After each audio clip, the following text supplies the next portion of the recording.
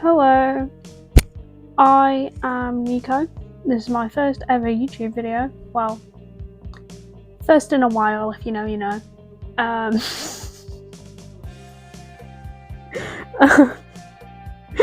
This is a video on the Disturbing Movie Iceberg, as you gathered from the title, and probably the sick-ass thumbnail that I make.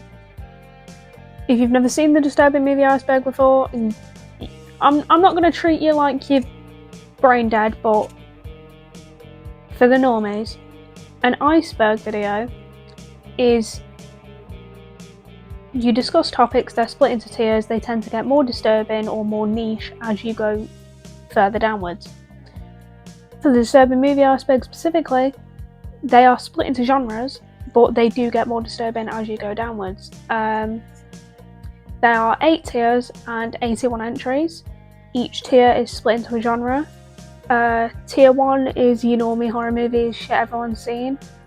Tier 2 is normie still, but slash grindhouse, like as disturbing as normal people will go.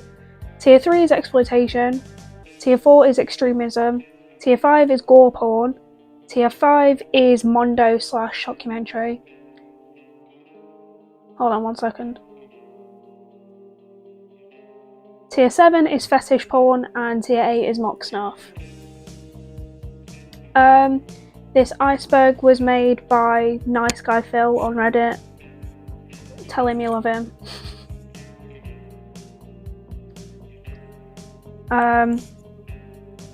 As I said, the further we go down the iceberg, the more disturbing things will become. Obviously, if you are a normal person who doesn't enjoy disturbing content, I wouldn't recommend you watch anything past tier 2. I wouldn't even recommend you watch the video, because probably even a discussion of the events that occur in these films will knock you sick. The further I got down, I thought I knew ball. I thought I had game. No, once I got to like tier 7, I was like, nah. The bitches that made these need prison time. It wasn't even like the mock snuff that did me in, it was the fetish porn tier. No. Anyway, yeah. When we get to tier 7 to 8, some films on those tiers become illegal. They contain CP, CSAM, genuine footage of certain crimes. They are illegal to seek out and illegal to watch. Obviously, I haven't watched them, I haven't sought them out, I've just researched them a little bit. And when I say a little bit, I mean you can hardly find anything on these films, there's not a lot to talk about. Once I get to those tiers, it will just be me saying, yeah, compilation of insert fucked up events. Yeah, basically, don't watch these films if you don't enjoy that content. You could watch this video. This could be your introduction into those kinds of things, but if discussions of violence, of sexual violence, violence against children and women and disabled people, general disgustingness, anything you can think of as perverted and disgusting and weird and vile, those sorts of discussions, if anything like that, if even talking about them makes you upset, if it bothers you, don't watch this video. Definitely do not watch these films. If I can find visuals to put on screen, I will, but I'll try and find movie posters to put on screen as I'm discussing them so you know where you're at. As I'm in a tier, I will put a thing on screen to show you what tier you're in. I don't know how you make chapters in videos, but I'm sure I'll figure it out. Tay said he'd edit this ages ago, well actually months ago, because I started this project fucking months ago. I don't know if that's still the case, so maybe editing Taylor, maybe editing Nico, who knows? Who knows? Roll with the dice. I've split my script up so it's easier. I should have done this ages ago. I have recorded this video before, but I decided I wanted to look cooler, I wanted the background to look cooler, so yeah, here we are. Sorry, my backdrop has decided to not work. Anyway, yeah. The first intro I recorded was 20 minutes long because I didn't write a script for it and I like to ramble. So yeah, let's get into the bollocks.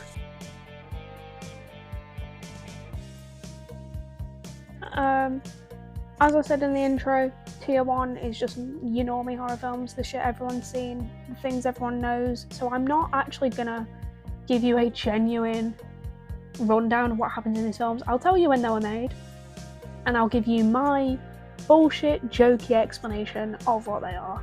Because if you haven't seen them, how? Genuinely how? That's my only question for you. Because if you like horror films, these are the first ones you watch. Anyway, Friday the 13th, made in 1980. Some kid drowns in a lake because his camp counselors are too busy fornicating to do anything about it, so his mum gets really pissed off about that and decides to murk all of them. Because, fair enough, honestly. The Grudge, 2002. Japanese ghosts start killing people because they're mad they died, I guess.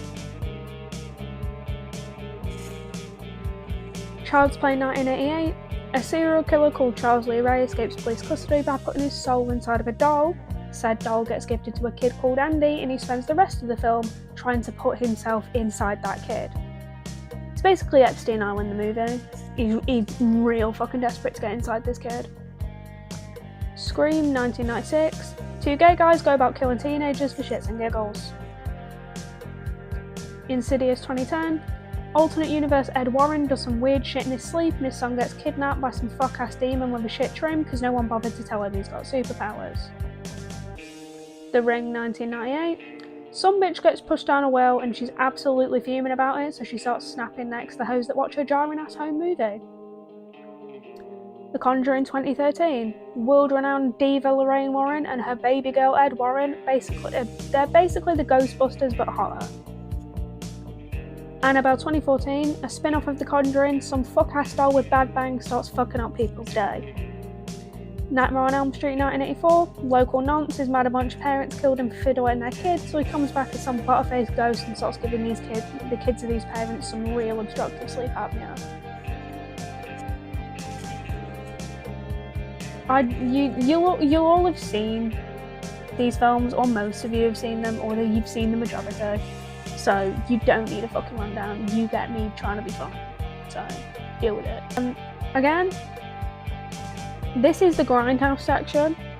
This one has a specific genre, but they're really popular. So you're also not getting a fucking genuine description. You're getting me trying to be funny again. Saw, 2004. Some guy riddled with cancer tries killing himself and comes to some fuck-ass enlightenment about the beauty of life, so he puts people in razor blade pits and acid baths because they had a split once. House of a Thousand Corpses, 2003. A family of absolute freaks and one bad as fuck diva just kill people for shits and giggles because why not? Texas Chainsaw Massacre, 1974. Basically House of a Thousand Corpses, but with cannibals. They kill people that break into their gaff, which is fair enough. You did break in. Tusk, 2014. Some absolute freak with a walrus fetish turns Alvin from Alvin and the Chipmunks into a walrus. Alvin's girlfriend cheats on him with his best mate, who's that I see dead people kid. And at the end, they save him with the help of French Johnny Depp, and they don't bother at all walrusing him, they just put him in a zoo. A really shitty zoo too. Like, that shit looks dilapidated. The Hills of Eyes, 2006. Local Birmingham residents start harassing countryside tourists and everyone goes mental. Midsummer, 2019. Some bitch has a shitty boyfriend and all her family dies. Her boyfriend's mate convinces everyone to come with him to Sweden to see his ends. Turns out it's a cult and the girl gets indoctrinated and becomes fucking flower queen or some bullshit. Hostel, 2005. These tourists go to a hostel in Europe. Turns out the hostel is some kind of pay-to-kill club for rich people. The Human Centipede, 2009. Some German guy is really into centipedes and decides he's going to play God, so he gets two divas and some random bloke and sews him ass to mouth. Yay. I will actually go into genuine descriptions now, because we're on to tier 3. You do get me being professional. I'll stop being funny now. I know, you're all just laughing your fucking asses off. Like, I'll be here all week, don't worry. I know I'm funny as fuck, but I've got to be serious at some point. We're on to tier 3. I forgot to mention in the intro, if you see me looking downwards, it's my phone in my lap. I'm reading my script. Don't say out about it. I don't want to make eye contact with you anyway. The first film on tier 3 is Silo. It's also called 120 Days of Sodom. It's based on a book by Malkida Said.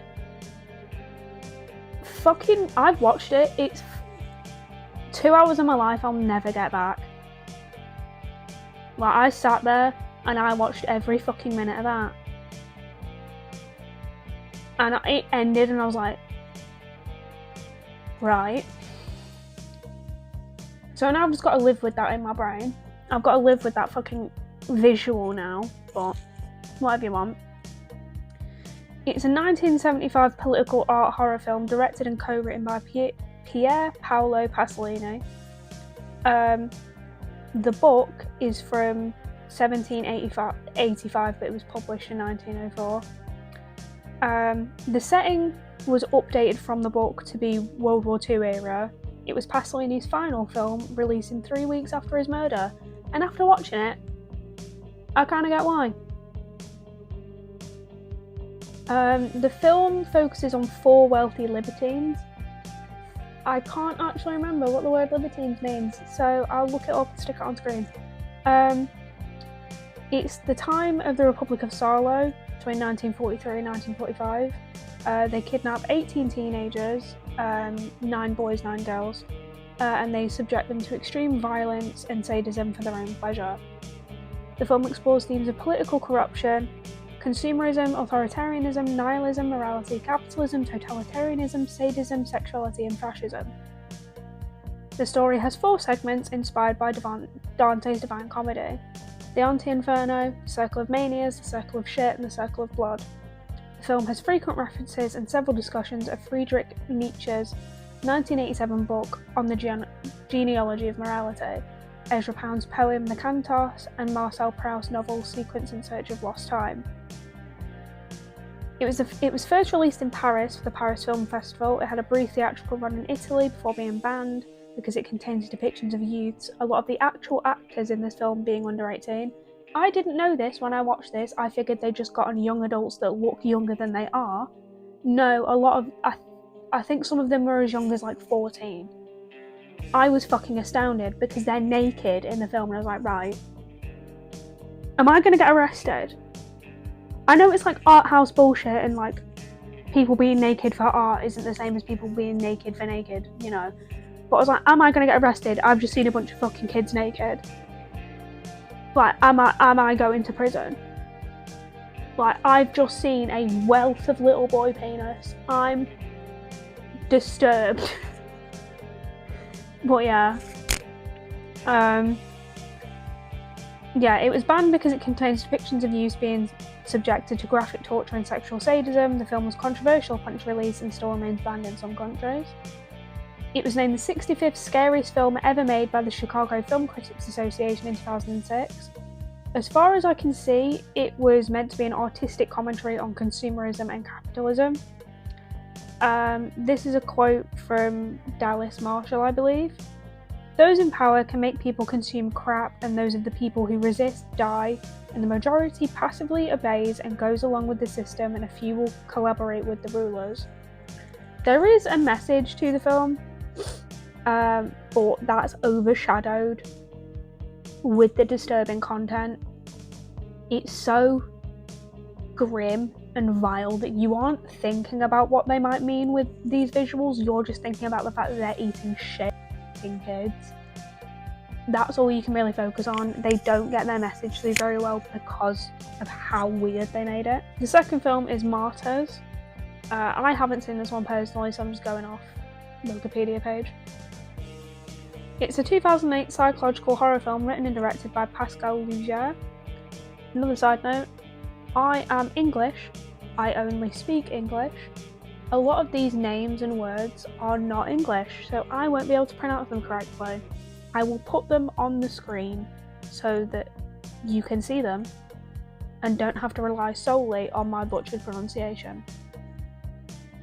It's set in 1986 and follows Lucy, a traumatised young woman who seeks revenge against individuals who abducted and tortured her as a child. She is aided by her friend and fellow victim, Anna. As far as I can remember, because I don't want to... What I've written here is just like blocks of text, like one for one. And I think that's not really enjoyable to watch, so... As far as I can remember, she goes to the house of people she believes are involved with what happened to her, because she escapes when she's younger but leaves someone else behind. And that kind of bothers her a bit. So she goes and she tries... Like, she kills the woman, this and that, calls up her mate calls up her mate. She's like, yo, can you help me? I've just killed this bird. So that happens, and between every now and then she has a fucking tussle with this like demon woman that appears. She basically goes fucking mad. Demon is a manifestation of her guilt for leaving that woman behind when she escaped. She met Anna in an orphanage after she escaped. Anna tries to help the woman that Lucy attempted to kill because she's actually alive, but Lucy ends up successfully killing her. Lucy kills herself. Anna goes into the basement of this family, finds out that the woman she killed was in fact involved, and there's a woman in her basement who's very clearly been abused and such things. So Anna tries to help her, but she ends up being like taken by this group of people who turns out are trying to make martyrs, people that can tell them what the afterlife is like because of the abuse that they suffer. Something about like the pain and the suffering makes them reach a higher level of consciousness so they can tell them what the afterlife is. They do all this to Anna and they tell her that she's gone further than anyone else ever has.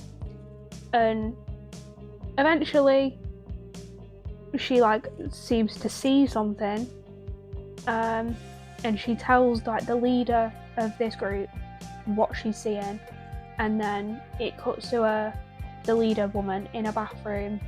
Someone asks her about it, and she's real ominous. You never actually learn what Anna tells her, and the woman shoots herself. It's open to interpretation. The ending, what you think Anna saw. Like, oh, was it really, really bad? And the woman's killing herself just to get it over with because she knows she's going to a very shitty afterlife. Or was it really, really good and she wants to kill herself to go there immediately? You don't know. The director stated that this film is a film about pain, and he was mostly influenced by Catholicism when making it. It was first screened at Marché de Film in May 2008 and received several walkouts due to its graphic and disturbing content. Critics were highly polarised about the film. Some wrote it off as a violent splatter film, while others praised it for its thematic content. It has been cited as part of the new French extremity movement. It has themes of revenge, Catholic sainthood, transcendence, and existentialism.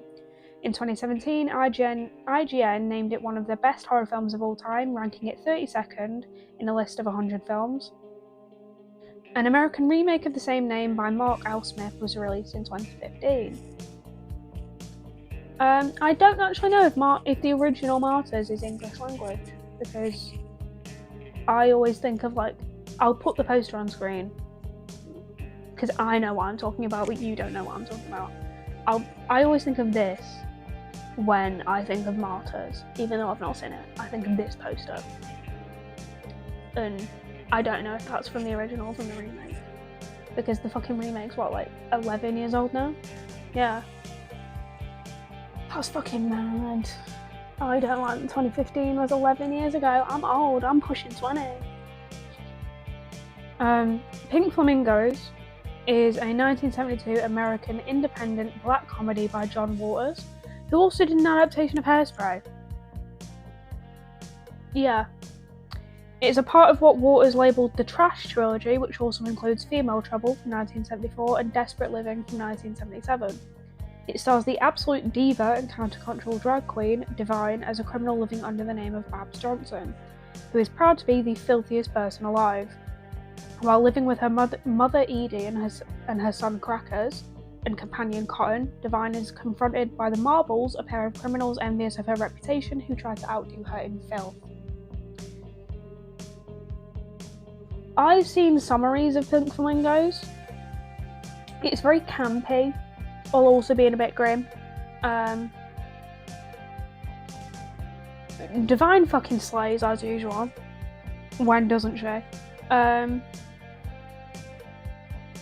Essentially, it's just them trying to outdo each other in like being grim, being weirdos, doing dossy shit.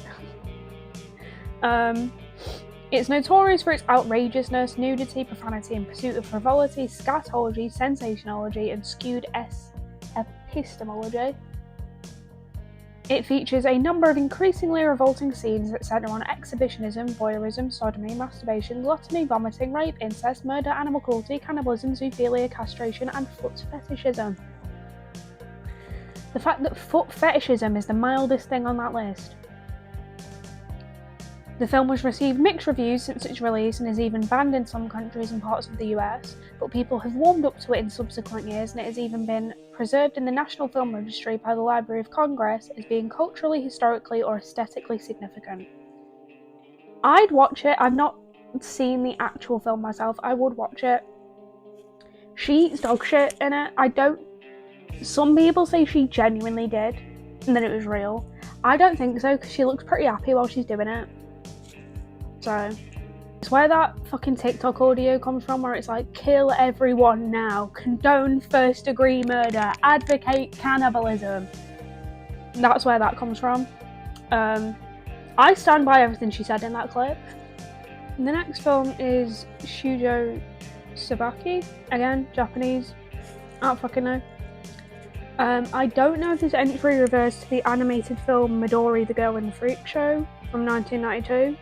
Or the live-action film Midori the Camellia Girl from 2016, but I'm going to go with the animated film. It's that animated film that went viral on TikTok a few years ago. Everyone was saying it was like the most disturbing thing ever, it was fucking banned everywhere. Yeah. You'll probably recognise it when I put the poster on screen. It's based off the manga Shujo Sabaki by Suehiro Morel, which is considered a classic of Morel's 1920s inspired band of Eroguro, which is short for Eroguro Nonsensu, derived from erotic grotesque nonsense, and remains one of the most acclaimed mangas of its genre. It follows a girl called Midori, who was born into a poor family in 1938. Her mom's bedridden because she's really ill, and her father abandons them. So she drops out of school and begins selling camellia flowers in like the city centre. She meets a man who tells her that if she's ever in trouble, she can come and visit him. She goes home and finds that her mum's dead and partially eaten by rats. So she goes to the man who promised to help her, whose address turned out to be something called the Red Cat Circus. She's forced to work there as a servant for the performers who abuse her sexually and physically. She dreams of escaping but has nowhere to go, so she becomes quite depressed. And the circus begins to lose money, so its owner, Mr. Arashi, hires Matsumitsu, an older man with dwarfism who's proficient in Western magic. Matsumitsu takes a liking to Midori and so keeps her as an assistant and his lover. She's a child, by the way, using his magic to protect her from the abuse of the circus troupe. His show becomes successful in his relationship with Midori turns controlling and abusive. She witnesses him using his magic to murder a rival performer, and he violently stops her from starting a new life as an actress. After fighting with Midori, Masumitsu's powers spiral out of control, and during a show he temporarily causes the audience to be really gross and deformed. Prompting the police to shut down the circus, the owner, Arashi, runs away with all the money, leaving all the performers to their own devices. Masumitsu apologises to Midori and asks her to start over. They leave the troupe members, who have grown to become friendly with her. They still abused her, by the way. Masumitsu asks Midori to wait for him at a bus stop while he buys her food, but on his way he is stabbed to death by a thief. Midori becomes desperate and tries to find him, eventually believing that he's abandoned her, so she begins to hallucinate that the circus troupe and her parents are mocking and laughing at her. She attacks the hallucinations until she disappears, and then is left alone, and she just cries.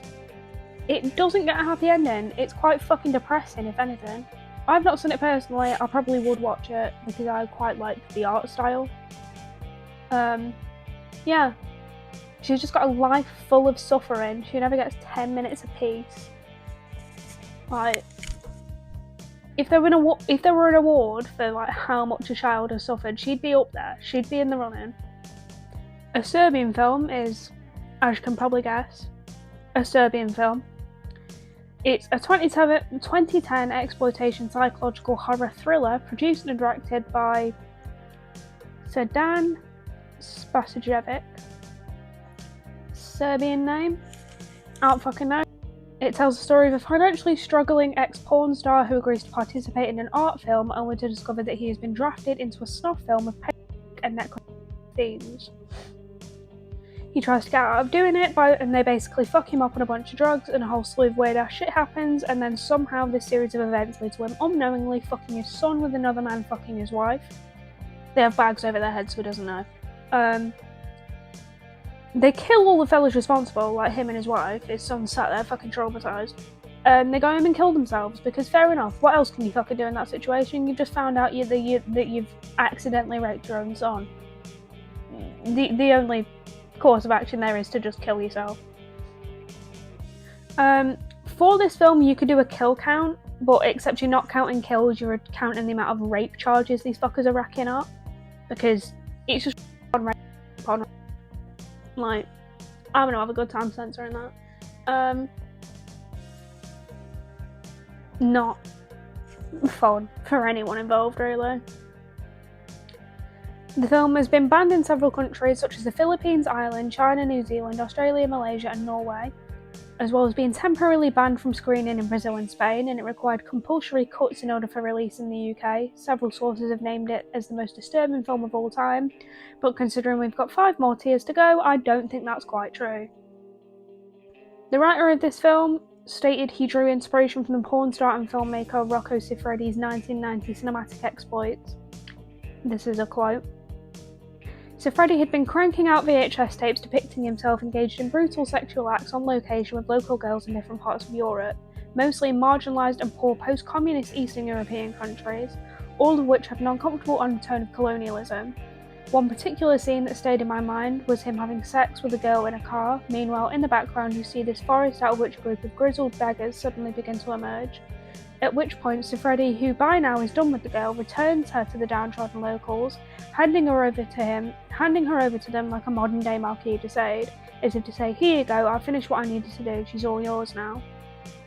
So by making the main character in that original synopsis an aging male porn star, I began to incorporate this notion of modern-day colonialism via sexual exploitation of a poor country's human resource. When you watch the film, you don't get that vibe at all. At all. It's the same problem as with Salo. You've made it too weird. You've made it too freaky, too vile. People are going to be focused on what they're seeing rather than things they could be interpreting from the content. They're not going to be focused on the fact that you're anti-colonialist. They're going to be focused on the fact that a guy's accidentally just raped his own son. Like, that is an important part of making films. You can't go too deep into disturbing content if you want people to take a message from it, because if you go too deep into the disturbing content, they're not going to focus on the fucking message you have them, they're going to focus on what they're witnessing. That's what they're going to be thinking about. You fucked yourself over, you shot yourself in the foot. The next film is Cannibal Holocaust, a 1980 Italian cannibal horror film directed by Ruggero Deodato. It stars Harold Monroe as an anthropologist who leads a rescue team into the Amazon rainforest to locate a crew of filmmakers that have gone missing while filming a documentary on local cannibal tribes. Produced as part of the contemporary cannibal trend of Italian exploitation cinema, Cannibal Holocaust was inspired by Italian media coverage of the Red Brigade's terrorism. Deodato believed the news reports to be staged, an idea that became an integral aspect of the film's story. Additional story elements were also influenced by the Mondo documentaries of Gualtiero Jacopetti, particularly the presentation of the documentary crew's lost footage, which constitutes approximately half of the film. The treatment of this footage, which is noted for its visual realism, innovated the found footage style of filmmaking that was later popularised in American cinema by the Blair Witch Project. Cannibal Holocaust was filmed primarily on location in the Amazon rainforest of Colombia, with a cast of mostly inexperienced American and Italian actors interacting with actual indigenous peoples. That is something that pisses me off about this film. All of the, far as I'm aware, all of the natives you see in this film are the genuine native tribes to the Amazon rainforest, or that part of the Amazon rainforest in Colombia. They went over there and disturbed these people and exploited them for their shitty little film. Don't fucking do that. They're living their life, they're living fucking lavish, in their natural habitat, in the forest, and you're going over there and you're fucking trampling through their fucking trees and leaves and bushes and whatever, and you're shoving your fucking cameras in their face. I'm just bothering them. I don't like the way it's portrayed. I'm getting woke about this one. It's banned in the UK, Australia, South Africa and several other countries due to its graphic content such as sexual assault and genuine violence towards animals. It was suspected the human deaths in the film were real, thereby making it into a snuff film, and the creators were suspected but never charged with the murder. As far as I'm aware, there was a genuine trial held, and the director had to bring in the actors to prove, yeah, they're not dead. 7 animals were killed for the film, and 6 were shown on screen. A South African coyote killed with a knife, an aru turtle decapitated and its limbs, shell and entrails were removed. A tarantula killed with a machete, a boa constrictor also killed with a machete, a squirrel monkey decapitated with a machete, a pig shot in the head with a shotgun at point blank range. The scene with the monkey's death was shot twice and so killing 2 monkeys. Both animals were eaten by the indigenous members of the cast, as monkeys' brains are considered a delicacy in their culture. The genuine deaths of the animals are a large reason this film faced so much backlash. I'm 50-50 on the animal deaths. Like with the monkeys, they were eaten. Like, they weren't killed for no reason. They were killed for a scene in the film, but afterwards they were eaten. It wasn't senseless violence. There were 2 purposes.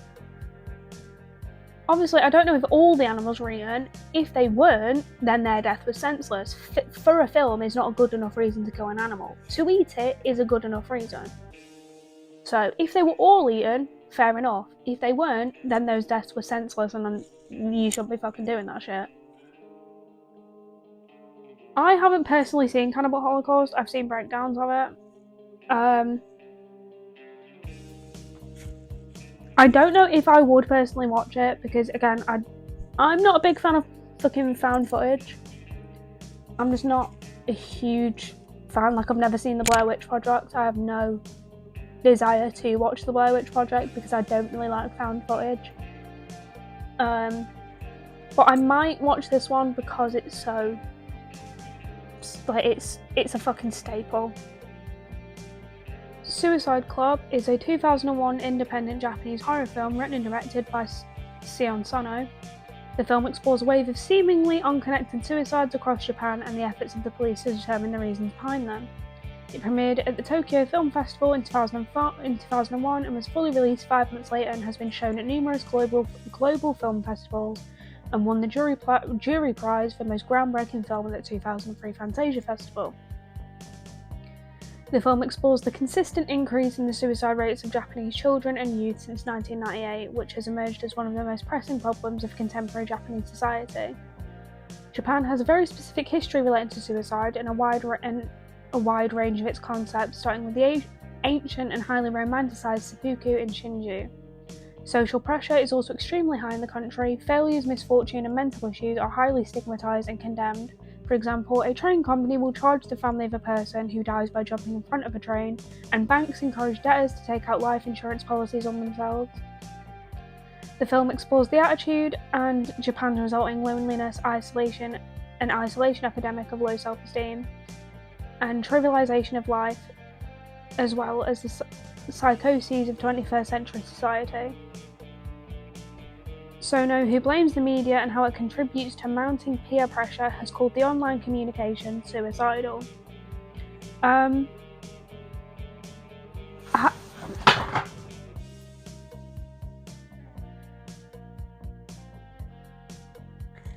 gonna go fucking scatty in a minute. I'm gonna go mad. Yeah, I've not personally seen Suicide Club, but from the breakdowns and stuff that I've seen of it, you could get the message out of it. It's not as disturbing as something like a Serbian film or Solo. From what I have seen, it's not so disturbing that you're entirely focused on the visuals and you are too focused on that to get the message out of it. You probably could.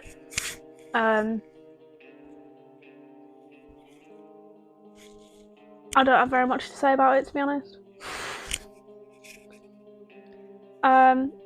Tetsuo the Iron Man, this is a very big film in people that like body horror. Same with like The Thing, or like, is it David Cronenberg that did the one where he's a fly? Stuff like that. It's a 1989 Japanese science fiction horror film directed, written, produced and edited by Shinya Tsukamoto. The film centres on an unnamed Japanese salaryman who wakes up to find pieces of metal sprouting from various parts of his body and becomes haunted by visions of metal-orientated sexual fantasies. As the man steadily becomes a hybrid of man and machine, he develops a connection with a victim from a hit-and-run accident who is undergoing a similar transformation. Critics compared the film to works by Sam Raimi, David Cronenberg and David Lynch, while also calling it original and difficult to parse. In 2012, Michael Brook of Sight and Sound declared that the film remains one of the most pulverizingly effective sci-fi horror films of the past quarter of a century. Some people find the film to represent the salaryman's queer awakening. He goes through a slurry of emotions associated with grief, denial, anger, bargaining, before he accepts the inescapable truth, reflecting some people's experiences with being gay. I really like that they got that out of that film. I really like that they managed to make it gay. I really like that. That makes me really happy. I would personally watch Tetsuo the Iron Man. I haven't personally seen it yet because a lot of these films are really hard to find. Even if they are quite famous, they're still hard to find. But I would watch it. Mostly because they made it gay. The Human Centipede 2, there's, as far as I'm aware, 3 of these films, and they just get worse. They just get more gross. It's a 2011 British/Dutch black and white exploitation movie written, directed and co-produced by Tom Six. It's an AU of sorts from the first film because the first film exists as a film within this one. And it's the main character's favourite film. The main character is a timid, disturbed man who attempts to recreate the events of the first film because he's obsessed with it. He uses 12 people rather than 3. The film has a collection of rather disturbing scenes, including a centipede enema. The centipede's his pet, by the way. They shove it up his arse with a funnel. And the crushing of a newborn baby by its mother. The film contains themes of familial abuse and childhood sexual abuse. It was originally banned in the UK by the BBFC because of its revolting content, but was eventually granted an 18 certificate after over 30 cuts were made. The film was also banned in Australia for a short period and is banned in New Zealand. The film received negative reviews for its plot, excessive gore and violence. It's got, like, there's more to it than the first one. Like, there's more substance, you know? They're not just stuck in a gaff. It's got varying settings. There's a lot more characters, so... Oh, as far as I can remember, he actually gets the actress from the first film to be in a Human Centipede. Like, he tricks her into coming over by telling her she's got, like, a fucking acting job. And he gets her in a Human Centipede. Don't let anyone crush your dreams. Don't let anyone tell you that you can't put your favourite actress in a Human Centipede. He was ambitious, I'll give him that. He was ambitious and he lived his dream. He wasn't delusional, he was manifesting. Final entry on Tier 3 is The House That Jack Built. It's a 2018 psychological horror art film written and directed by Lars von Trier. It follows Jack, a serial killer who over a 12-year period beginning in the late 70s commits numerous murders in Washington. The film is structured in a series of flashback vignettes relayed by Jack to Roman poet Virgil, during which Jack attempts to make an argument for his crimes. It's structured slightly similarly to Dante's Inferno. It takes heavy inspiration from Dante's Inferno, especially the end part. They walk through hell. If you don't know anything about Dante's Inferno, Virgil is the poet that Dante walks through hell with, and purgatory. He tries to argue that his murders are art throughout the film. He tries to argue that he's a fucking artist. The segment, the events, the little segments that they're all split up into, have little titles that relate to different parts of him, because he goes from really cleanly, really fucking careful about what he does, to eventually not really give a shit. It shows how he gets better with his crimes. I've personally seen it. I think it's it's a little bit overly complicated for my taste. There's parts where it's just clips of random footage, and apparently that represents when Jack is going off on one. He's just rambling. But it's quite good. The acting is really good. 7 out of 10 overall, I'd say. The first entries on tier 4 are the Vomit Gore trilogy by Lucifer Valentine. Something that most people know about me is I fucking hate Lucifer Valentine. He's a fucking cunt, an exploitative cunt. I don't like him. I forgot to mention this tier is extremity, extreme shit. Yay.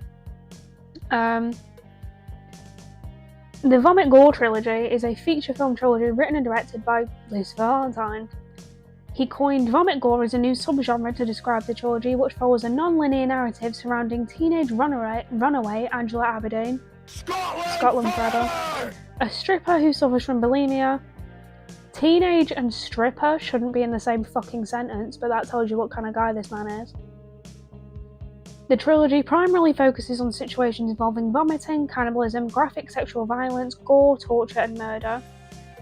All 3 films received a limited theatrical release and were released on DVD by distributor Unearthed Films. The trilogy was panned by critics for its obscenity and depictions of violence against women, because it is just gross. It's Lucifer Valentine's fetish for vomit, and he uses a teenage girl to display that. Slaughtered vomit dolls. In order to make money, Angela begins working as a prostitute, because of course she does. And as her bulimia worsens, she begins to hallucinate, where she experiences visions of the deaths of fellow strippers as well as others. Regurgitated sacrifice. Angela, who is now in hell, encounters 2 twin succubi who sexually and violently torture and abuse her. Slow torture puke chamber. Angela returns from hell to stalk and destroy someone who's infected with the devil's curse. 2 versions of her merge to create the perfect child of Satan. Because why not? And I added this one because for the title alone, it's connected to these technically. Black Mass of the Nazi Sex Wizard. A prequel showing a satanic ritual which spawns infinite incarnations of Angela as she is doomed to become the lost girl in every incarnation. He tries to give these fucking plot. He really tries to give them plot, but it is so clear. It's just his vomit fetish. And I'd go as far to say his fetish for teenage girls. Because why is she a teenager? Why couldn't she have been a grown woman? That would not have changed the plot in the fucking slightest. Why is she a teenage girl, a stripper, a prostitute, and bulimic? You didn't have to make her bulimic, by the way. You could have just given her a vomit fetish. It's okay to give you fucking... give your characters unusual methods that would incorporate what you want to fucking incorporate. You don't have to use a genuine issue that affects people daily and kills them to display your fucking vomit fetish. You could have just given her a vomit fetish. Like, it's grim, it's nasty, and I don't fucking like Lucifer Valentine. Guinea pig. I fucking love the guinea pig saga. I really do. I don't give a fuck what any LCU has to say about it. I fucking love them. I've seen all of the guinea pig films. I do have a favourite, and it's in my top 4 on Letterboxd. Fuck yes. It's a Japanese horror and later black comedy series that consists of 6 films, originally concept envisioned by manga artist Hideshi Hino, who wrote and directed both Flower of Flesh and Blood and Mermaid in a Manhole. The series primarily focuses on situations involving graphic violence, gore, mutilation, torture and murder. The series has gained controversy for its depictions of violence. One or more entries were suspected to have influenced Tsutomu Miyazaki, a serial killer who kidnapped and murdered 4 young girls. Though as far as I am aware, the film in his possession was Devil Woman Doctor, which is my favourite one. That one is in my top 4 on Letterboxd. It's not disturbing in the fucking slightest. The gore is campy and meant to be funny. It's not realistic in the slightest. It's meant to make you laugh. It's a black comedy. That's not making anyone kill anyone. The second film, Flower of Flesh and Blood, received particular notoriety because actor Charlie Sheen watched it and thought he had witnessed a genuine snuff film and called the FBI. Every single time I bring up this fucking series, I have to mention that. Every single person I know that I've spoke to about the guinea pig trilogy, like the guinea pig films, will tell you that I tell them with a shit-eating grin, basically vibrating with excitement, yeah, Charlie Sheen reported them to the FBI. Because I think that's so mad. 1, that Charlie Sheen has seen any of the fucking guinea pig films, and 2, that he looked at that gore and thought it was real. Because with the guinea pig films, the gore is shit. The gore is so bad. And that's what makes me love them, because they're shit. I'm going to go through all of them. There are 6 guinea pig films, and I'm going to take you through all of them with a little description. Devil's Experiment depicts a group of men who kidnap and graphically torture a woman in a variety of ways, including hitting, kicking, pinching with pliers, sound torture, burning with hot oil, pouring maggots and offal on her, hanging her in a net and poking a needle through one of her eyes. The Devil's Experiment's pretty boring. It's just a compilation of torture. There's no dialogue, there's no plot, they do just torture her. It occurs in different segments. And the actress, my biggest complaint about it is that it seems like they got the first available porn actress and didn't give her much stage direction, because instead of actually sounding like she's in pain, she's just moaning. And that really put me off, because again, fun fact about me, if I watch a film and it's got a sex scene, I have to skip it or at least put it on mute, because the sounds make me really, really uncomfortable. And I don't quite know why. Like, I went to see Nosferatu in cinema with my mate Taylor, and I didn't look up beforehand if it had a sex scene in it, and we were in a fucking IMAX with like surround sound and bass boost. So I was in this fucking cinema and they start getting down and dirty. I'm practically crawling into his skin. I'm not having a fun time. I'm trying to cover my eyes and my ears at the same time. Anyway, Flower of Flesh and Blood, which is the name of a Nicole Dollanganger album. And I love Nicole Dollanganger. I have a tattoo for her that says "All Guts No Glory." You can't read it.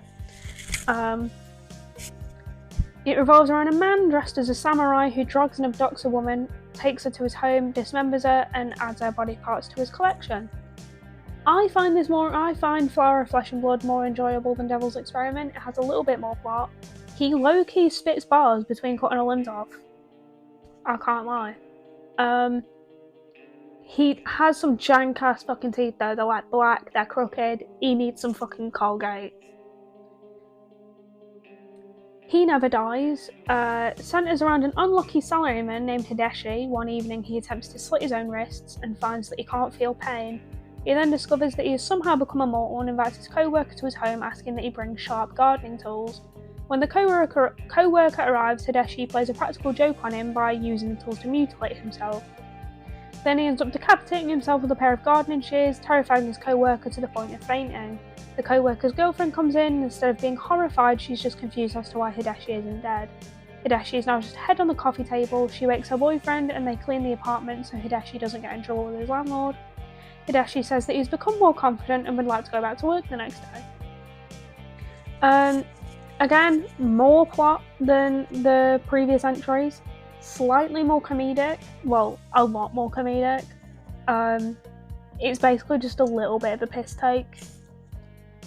Mermaid in a Manhole. This is the most serious entry. Well, the most serious entry with plot. Follows an artist who's been estranged from his wife. He visits the sewers and finds a mermaid who he saw as a child. She has boils and blisters growing on her body and he offers to help her, so takes her back to his home.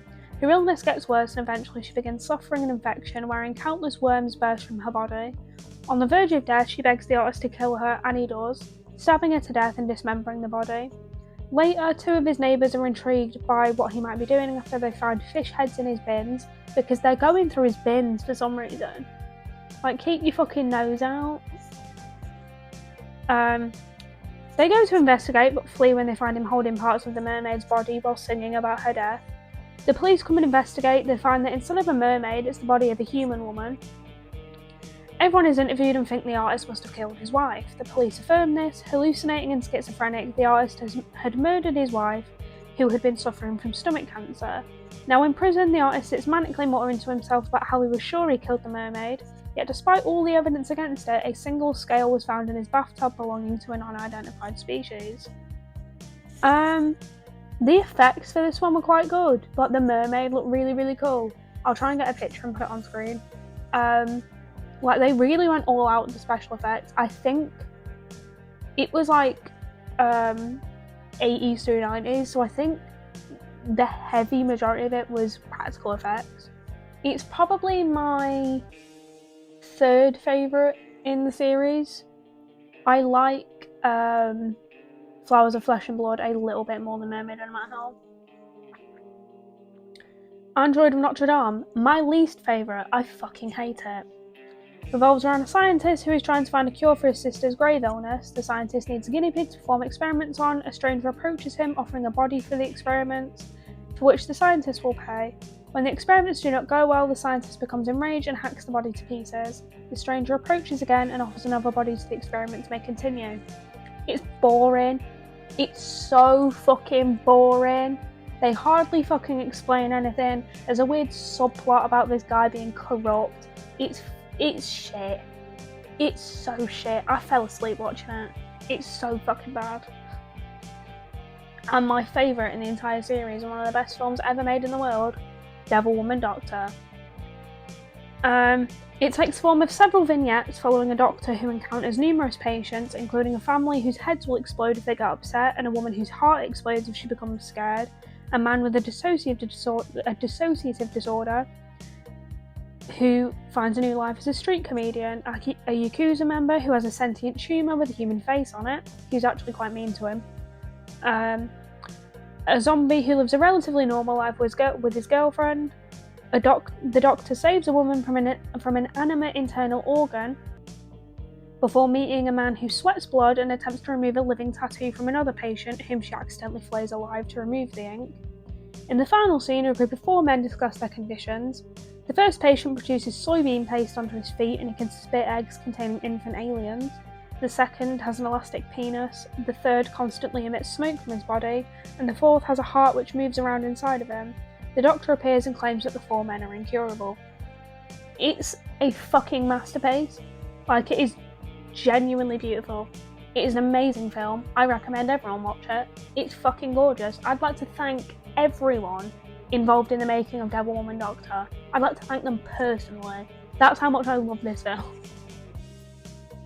Like, it's so shit that it's gorgeous. It's so bad and campy and fucking awful that I love it with my whole heart. August Underground. That's a 2001 American exploitation horror film directed by Fred Vogel. Filmed in an intentionally amateurish found footage style, met with mixed reviews and followed by 2 sequels. Basically follows 2 killers doing killer stuff. Yeah. As far as I'm aware, they tried to make it out like all the deaths were real, but then the same actors came back for the sequels, so. Ethel Cain has a song named after it, so you know it must be good. Life and Death of a Porno Gang. I like it. I've never seen it personally, but I like it just for the name alone. It's a 2009 Serbian exploitation horror film showing a group of travelling sex show performers and pornographic filmmakers who are lured into making snuff films. From when I researched it, it was compared to a Serbian film, because they're both Serbian. Apparently this is like what a Serbian film wanted to be. That's what people said. Basically, it follows this guy who's an unsuccessful director. He can't shoot his own films. He ends up fucking like starting his own cabaret club, which fails, and then he ends up making snuff films. That's it.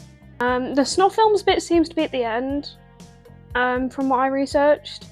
So that's not like the main point. It's kind of just his journey through this like unsuccessful career and the things he does to like deal with that. Viva la muerte. I don't know what that means. I speak a tiny minute bit of French. So I'm from little bits of information I'm gathering, I assume it translates to long live death or something along those lines. It's a 1971 drama film shot in Algeria, France, Spain, Italy, Portugal, Brazil, the Philippines, Morocco and Tanzania. It was shot fucking everywhere. It was shot in my back garden. It was shot in my local Tesco's. Like, you think of a place, Viva la Muerte was shot there. It was directed by Fernando Arrabal. Arrabal drew in his own childhood for inspiration, and it takes place at the end of the Spanish Civil War, telling the story of Fando, a young boy whose father was turned into the authorities as a suspected communist by his Falange-sympathising mother. He's told that his father is executed, but in truth his father is imprisoned, and Fando begins to search for him, constantly imagining what his father might be up to or what might have happened to him. Again, not seen it personally. A lot of these films, I've not seen them personally. I've just done research or watched breakdowns because they're hard to find.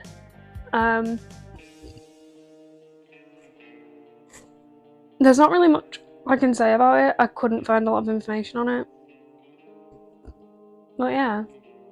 Now one I have a lot of information on because I found the entire plot. I'm not German, so cut me some slack. Melancholy der Engel, or The Angel's Melancholia, is a 2009 German independent extreme horror film directed, shot and edited by Marion Dora, who also co-wrote the screenplay. It premiered at the Weekend of Fear Festival in 2009. It was polarised by critics, some praising Dora's cinematography while most condemned it as an exploitative work showing meaningless and repetitive depravity to communicate a nihilistic message. It has depictions of sexual violence and legitimate animal cruelty, and that has garnered it widespread controversy. It has become a cult film amongst extreme horror fans. I've got the entire fucking plot written down, but I don't really want to just read that out to you. So from memory, these two guys are going somewhere, they pick up two birds who are like 16, they're drinking, doing drugs, whatever, and then a bunch of violence happens. One of them's dying, like one of the two original men is dying. It involves violence against women heavily, violence against a disabled woman, and violence against her involving her disability. There's a scene of a pig being slaughtered that is genuine footage. That's where the genuine animal violence comes from. There is a nihilistic message in it. I think it's like something, I don't know, like, I don't know, death being sweet or like fucking violence being great. I don't fucking know. They're just weirdos. Like, no one in this film goes without suffering. The men are awful, the men are fucking freaks, and the women, for the most part, are pretty innocent. They didn't do anything to deserve what happens to them, especially the disabled woman who gets fucking tortured. When I say she has violence committed against her involving her disability, I mean she has a colostomy bag, and it's like he does things to that, like he removes it from her body quite violently. I have a thing in mind, but I'm going to fact check myself. Yeah, the colostomy bag is removed from her quite violently, and then the wound is like messed with, like he touches it and all that quite violently. In my head I had it that he fucks the wound, so I'm glad that that's not true. Yeah, it's just a whole bunch of fucking violence and grossness and people being nihilistic and grim, especially men, because it's always fucking men. Yeah, I'm a misandrist, and what? This whole situation we've got going on, it's for the ladies. This is for the girls. Like, if you're a man, I don't give a fuck what you have to say, get out my face. Anyway, Snuff 102. It's a 2007 exploitation horror written and directed by Mariano Peralta. It's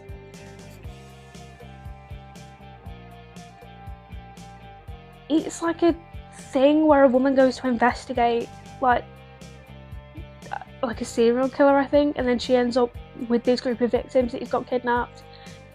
He like tortures them and shit, and then she ends up murking him. She ends up escaping. Like, she actually does him in. So we get a final girl in this one.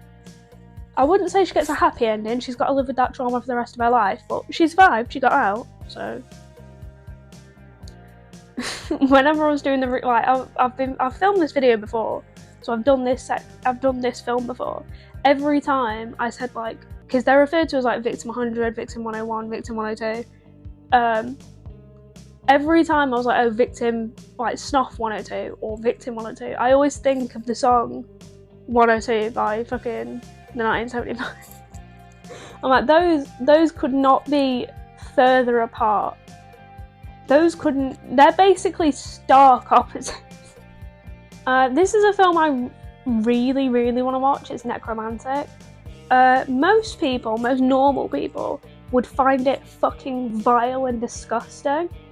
But I think it sounds intriguing and, like, cool. I don't know. It's a 1987 West German erotic exploitation film, co-written and directed by Jörg Wutgeret. Not German. So you're just going to have to bear with me. It is known as a highly controversial film and has been banned in several countries, but has become a bit of a cult film due to its transgressive subject matter. I personally don't know how necromancy is transgressive, but whatever you want. It follows Robert, who's a troubled young man who works for a company that specialises in cleaning up public spaces after traffic accidents and other fatal incidents. A job which allows Robert to explore his fetish, which is also shared by his wife. Their flat is decorated by centerfolds featuring models, pictures of framed killers, and jars containing human parts. One day he's sent to deal with the body of a man found dead in a lake. He becomes fascinated by the sight of the heavily decomposed corpse and takes it home, whereupon he presents it as a gift for his wife. Which I think is kind of sweet. They cut off the end of a broom handle, attach it to the corpse and put a condom on it, allowing her to have sex with it. Robert is confronted by his co-workers and gets fired for being late all the time. He returns home and informs his wife of this, to which she becomes angry, chastises him before leaving with the corpse. He has a breakdown and kills their pet cat before bathing in its entrails. He drinks some whiskey and takes some pills before falling asleep and dreaming of being a partially decayed corpse playing with a severed head alongside a girl. He wakes up and leaves to hire a prostitute. They go to a cemetery where he hopes that the environment will help him get it up. He fails to perform and she mocks him. He strangles her to death and has sex with her corpse. The next day he's startled by a gravedigger who discovers him with the prostitute's corpse. So he decapitates the gravedigger before going home, where he commits suicide by stabbing himself in the stomach or simultaneously ejaculating. Sometime later on, an unseen figure in heels is shown digging up his grave. I think that sounds cool. I think that sounds really cool. I don't care that it's about necrophilia personally. Obviously, necrophilia is bad. I know that. But it's a film, so you're not hurting anyone. So I couldn't give a fuck. Yeah. For some reason, a lot of older West German films are really strange. They're really out there and kind of disturbing. According to Chris Vander, it's L-U-G-T. I'm going to put it on screen. I'm just going to call him Chris. He's now my close personal friend, Chris. In terms of genre, necromantic is a mix of elements from several genres: splatter film, schlock film, black comedy, exploitation film, and softcore pornography. The title itself implies a mix of death and romance. The film then serves as both an ode to necrophilia and an attack on the perceptions of morality by the bourgeoisie. Other than his hobby of collecting specimens from corpses, Rob is depicted as a typical member of the German working class. On the other hand, the company which employs him has fascist illusions in its naming and emblem. When Rob loses his job, his romance with his wife also ends. She berates him for his lack of money and manliness. Then she abandons him, introducing the themes of emotional and financial impotence. I'm going to try and find the name and emblem of the company that he works for and put them on screen. I forgot to say at the start of this segment, or this tier, that I didn't, because I didn't remember the films on it. The last film in this tier is based on the murder of Junko Furuta. So I won't be doing any jokes or any funny shit. I'll be taking that one really seriously, because she was an actual person that died. She was brutally tortured and murdered, so I'm not going to make light of that. I'm not going to take the piss. I'm not going to make that out to be some fucking funny thing, because it's not. It's basically a one-for-one recreation of what happened to her leading up to her death, so we're going to handle that with the care it deserves. But the next film is Philosophy of a Knife, which is a 4-hour documentary on Unit 731. It's from 2008. It was produced, shot, edited and directed by Andrei Iskanov. It covers the Japanese Army's Unit 731, mixing archival footage, interviews and extremely graphic reenactments of experiments. It's presented in 2 parts and is shot in black and white and in English. The interviews are shot in colour and have English subtitles. Rob Hunter of the film School Rejects called it a crappy exploitation film and pseudo-documentary that could only be worth watching if all of Iskanov's footage was edited out and just the documentary footage coupled with the dry British informative narration were left. A 0 out of 5 was given by Dread Central's Scott A. Johnson, who concluded, as a reviewer, one tries to find a few positive things to say about each film. Congratulations are in order for Philosophy of a Knife, as it has succeeded in being the crappiest pile of masturbatory, art house wannabe, pedantic and mean-spirited shit I've ever had the displeasure of watching. So people don't fucking like it. If you don't know what Unit 731 is, it was something that occurred during World War II. The Japanese government and Japanese military set up a sort of lab prison kind of thing. In like, I think it was in like the middle of the fucking woods. And that's where they would take Chinese prisoners of war and do experiments on them. They were like horrific experiments. It'd be like dipping their limbs in liquid nitrogen and hitting them just to see what would happen. Forcefully giving them STDs by giving one prisoner an STD and forcing them to have sex with someone else. They'd do weapons tests, pressure chamber tests, things of that nature. And once the war ended, no one faced any repercussions for what happened. The Americans spoke to the Japanese and basically said, you can give us all your research and everything you found out while you've been doing this, and we'll pardon all of you. And some of you can even come and work for us, or we'll hand you over to the Russians, and you know how they like to end their trials. So, yeah. It took the Japanese government a very long time to even acknowledge that Unit 731 ever existed. When it was going on, I believe the cover story was something to do with like environmental things, like something to do with like the environment and like wood and logging and all that. So they would refer to the prisoners as marutas because that is the Japanese word for log or wood. And like they would speak about them in a very dehumanizing way as if they weren't human at all. Because at the time, they didn't think they were human. They didn't acknowledge that the people they were experimenting on were people. There is another film about Unit 731 called Men Behind the Sun. It is an actual plot, like a film with a plot. There's no documentary element to it. I'd recommend watching Men Behind the Sun rather than Philosophy of a Knife. It will help you understand more what Unit 731 was. The next film on the list is Where the Dead Go to Die.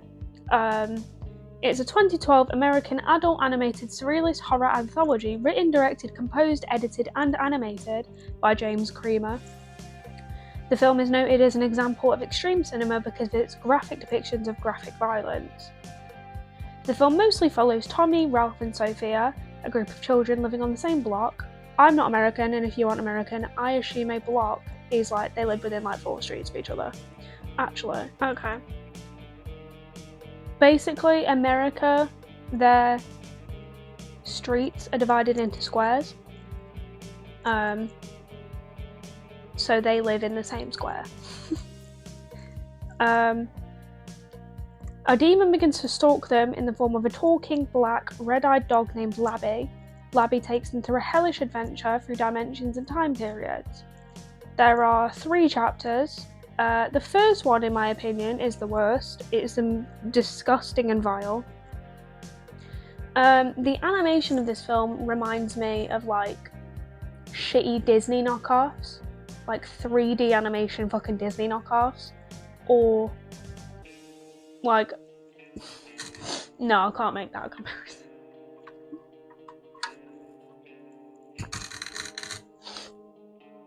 Like no, I can't. Yeah.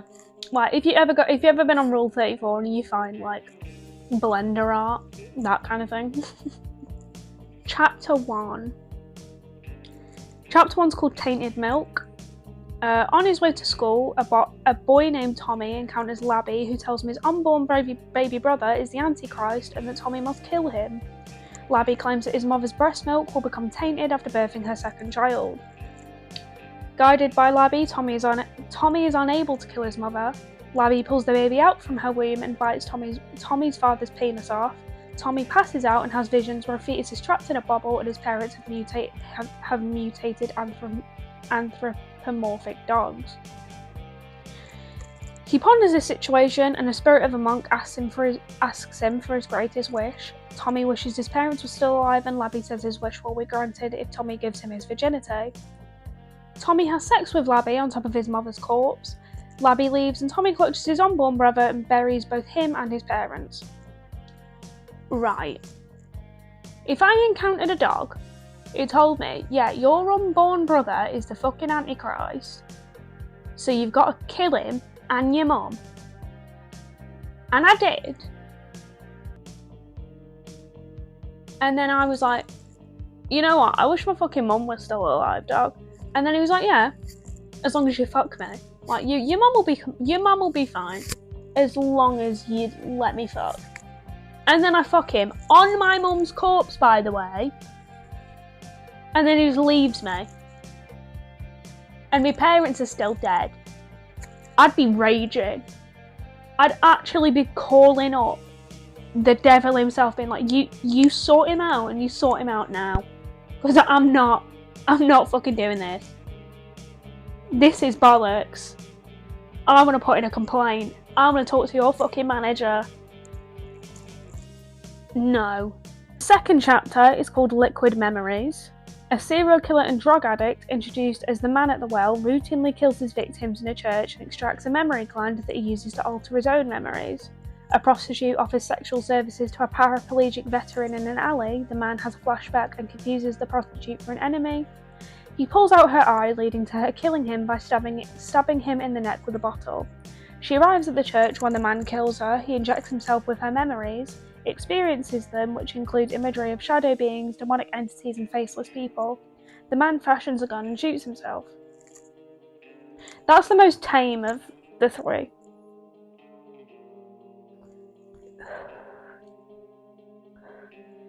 Chapter 3. The Mask That Monsters Wear.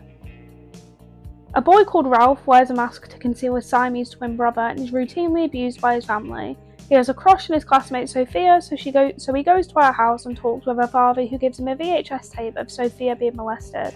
Ralph dislikes that she's crying in the video, but her father responds by telling him to watch it again. Ralph at the well is pushed in by Labby. He has a dream where Sophia asks him to take off his mask. He does, and she isn't disgusted.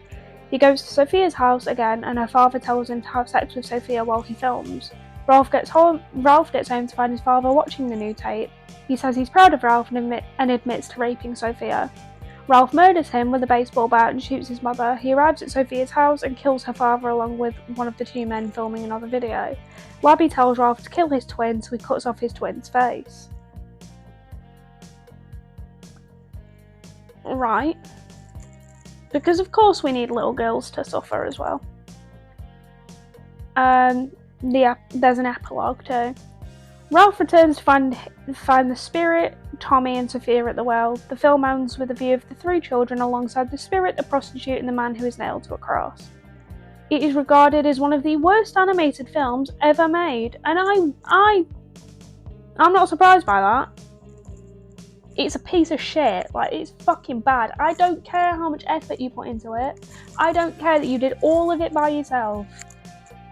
You shouldn't have. Like, it was ruined from step one. Okay, the final film on tier 4 is Juvenile Crime. It's also known as Concrete or Schoolgirl in Cement. It's a 2004 independently produced Japanese film directed by Hitomu Nakamura. The film is based on the case of Junko Furuta, and it deals with the social factors that produce Junko's 4 assailants, as it does Junko's suffering at their hands. The victim in the film is renamed Misaki, but I will refer to her as Junko because the film is a recreation of her case, and I'm not going to dehumanise her even more by not referring to her with her name. The film, as far as I can see, is basically a one-for-one recreation of everything that happened to Junko. And what happened to Junko was she went to school with this boy. I'm not even going to bother learning their fucking names because they don't matter. She goes to school with this boy who tells everyone he's part of the Yakuza, which is like the Japanese mafia. They're like a gang, essentially. I believe the Yakuza is a big thing and they have sub-gangs. He's in one of these Yakuza gangs. He tells everyone he's in the Yakuza and that he can get them killed and all this, that and the third. But he's actually very, very low down. He doesn't have any real power. And he one day she's walking home and she gets like knocked off her bike and he comes and helps her. And he's walking her home, but then he kidnaps her essentially. He finds a notebook with her address on it and he says, if you don't do everything I tell you, if you don't come with me, I'm gonna go to your house and I'm gonna kill your family. And then he takes her to a hotel and sexually assaults her and rapes her.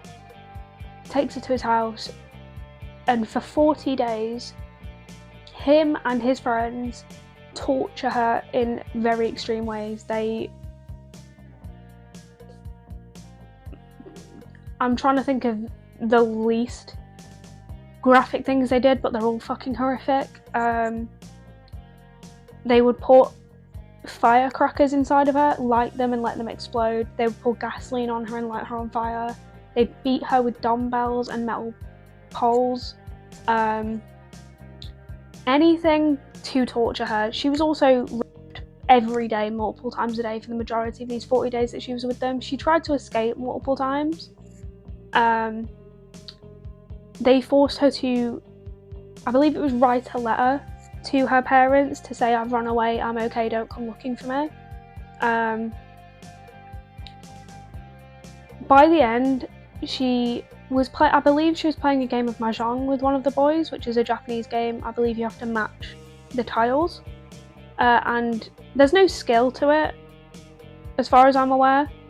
But she ended up winning against this boy and it made him really, really angry. So he beat her and he ended up killing her. For a while they didn't They didn't realise that she was dead, so to check that she was in fact alive, they, I believe they lit her legs on fire when they realised she was dead, because at this point she could hardly move. She had no strength, she was completely incontinent, she could hardly lift her own head up because of all the damage they'd done to her. But she had died, and they became scared that they were going to get caught, so they took her body and they put it in a steel drum and they filled that with concrete and they left it in a field. Later they were brought in for I believe it was a burglary, and someone had died, and the police were very vague when they were talking about it, so these men believed that they'd found Junko's body, and one of them told them everything that happened. And then they found the drum with Junko's body in it, and the only reason they realised that it had Junko's body in it is because her hair was sticking out of the top of the concrete. And if they hadn't have been brought in for that burglary, and they hadn't have been vague when speaking about it, they believed they never would have found Junko, and they never would have found out what these boys did to her. They didn't get very long in prison. Some of them went on to reoffend. One of the mothers desecrated Junko's grave. One of the mothers of one of the perpetrators. At her funeral, Junko was posthumously given her diploma from high school. She was given the uniform she would have worn at the job she was accepted to.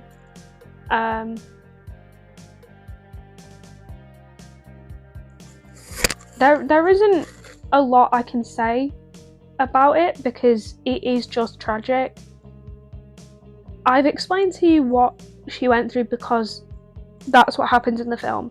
You just get a one-for-one recreation of everything that happened to her in graphic detail. I personally think it's tasteless.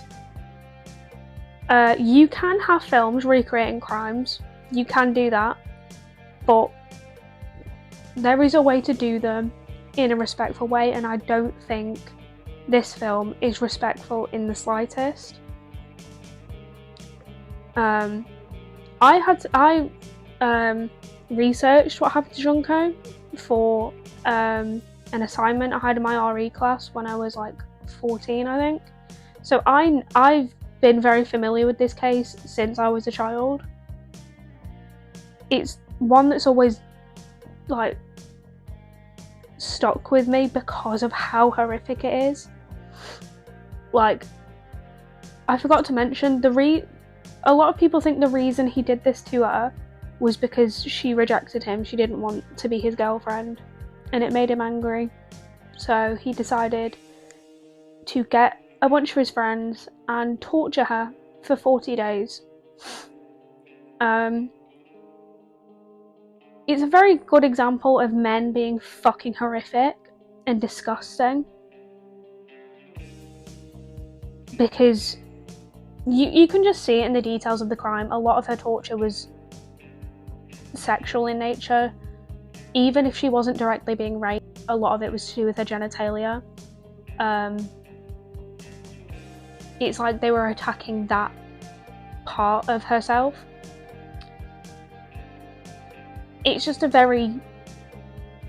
all around just fucking sad and heartbreaking. Like, these things often don't bother me. Not in any strong way, like I can read and watch about true crime and stuff like that, but Junko is a case that does make me quite sad. Because obviously murder victims and that never deserve it, but she just didn't deserve anything that fucking happened to her. She was a child. She was gonna do things with her life, and they fucking took that away from her because she didn't want to be this dickhead's boyfriend. And it just makes me angry and sad. And I think this film is fucking disrespectful. So, yeah. We're gonna get lighter in tone.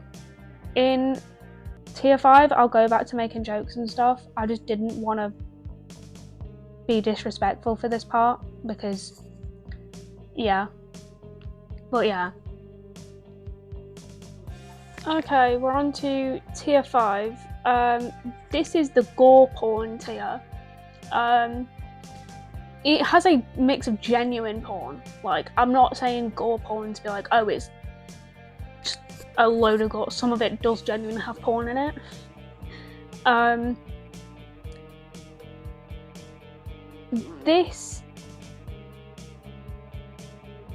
It's gore without plot, essentially. Like, there's no plot, really. It is just fucking gore for the sake of gore. Like, I think you'd find more plot on fucking Live Leak.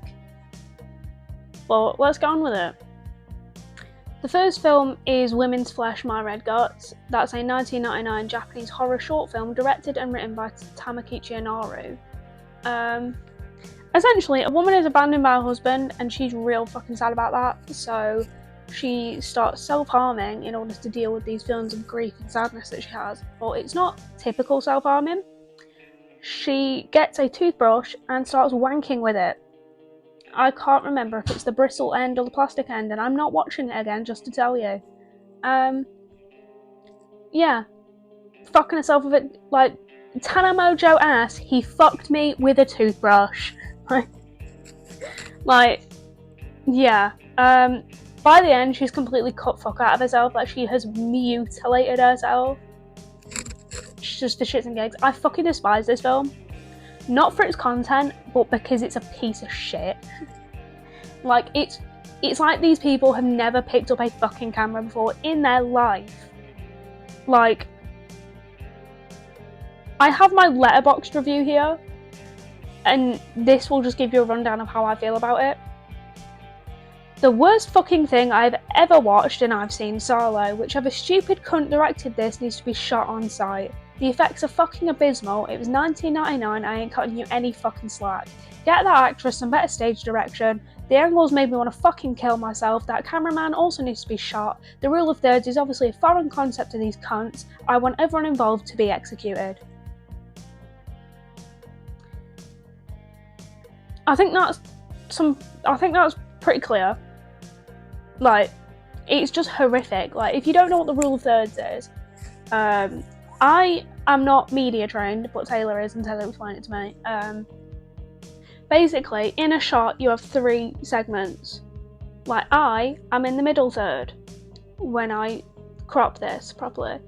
I'm in the middle third. If I were with another person, I would be on this third, and they'd be on this third. If there were 3 people, we'd all have a third.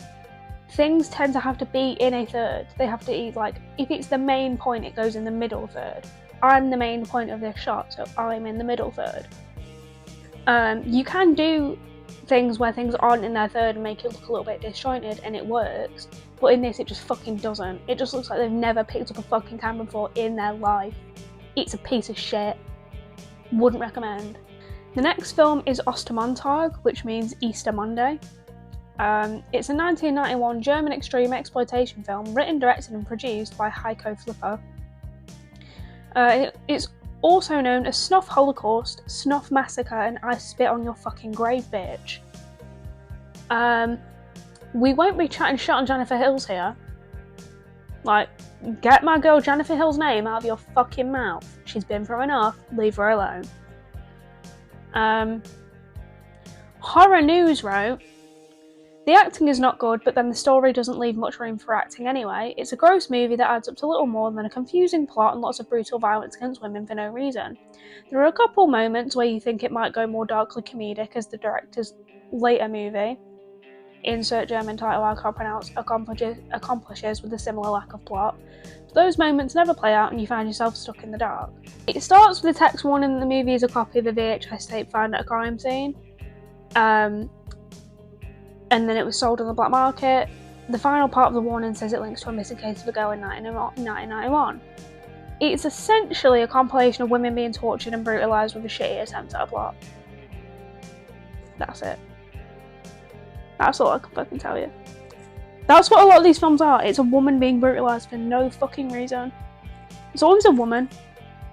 Like, I'm gonna get feminist, I'm gonna get woke. Can we get a movie where a man gets tortured?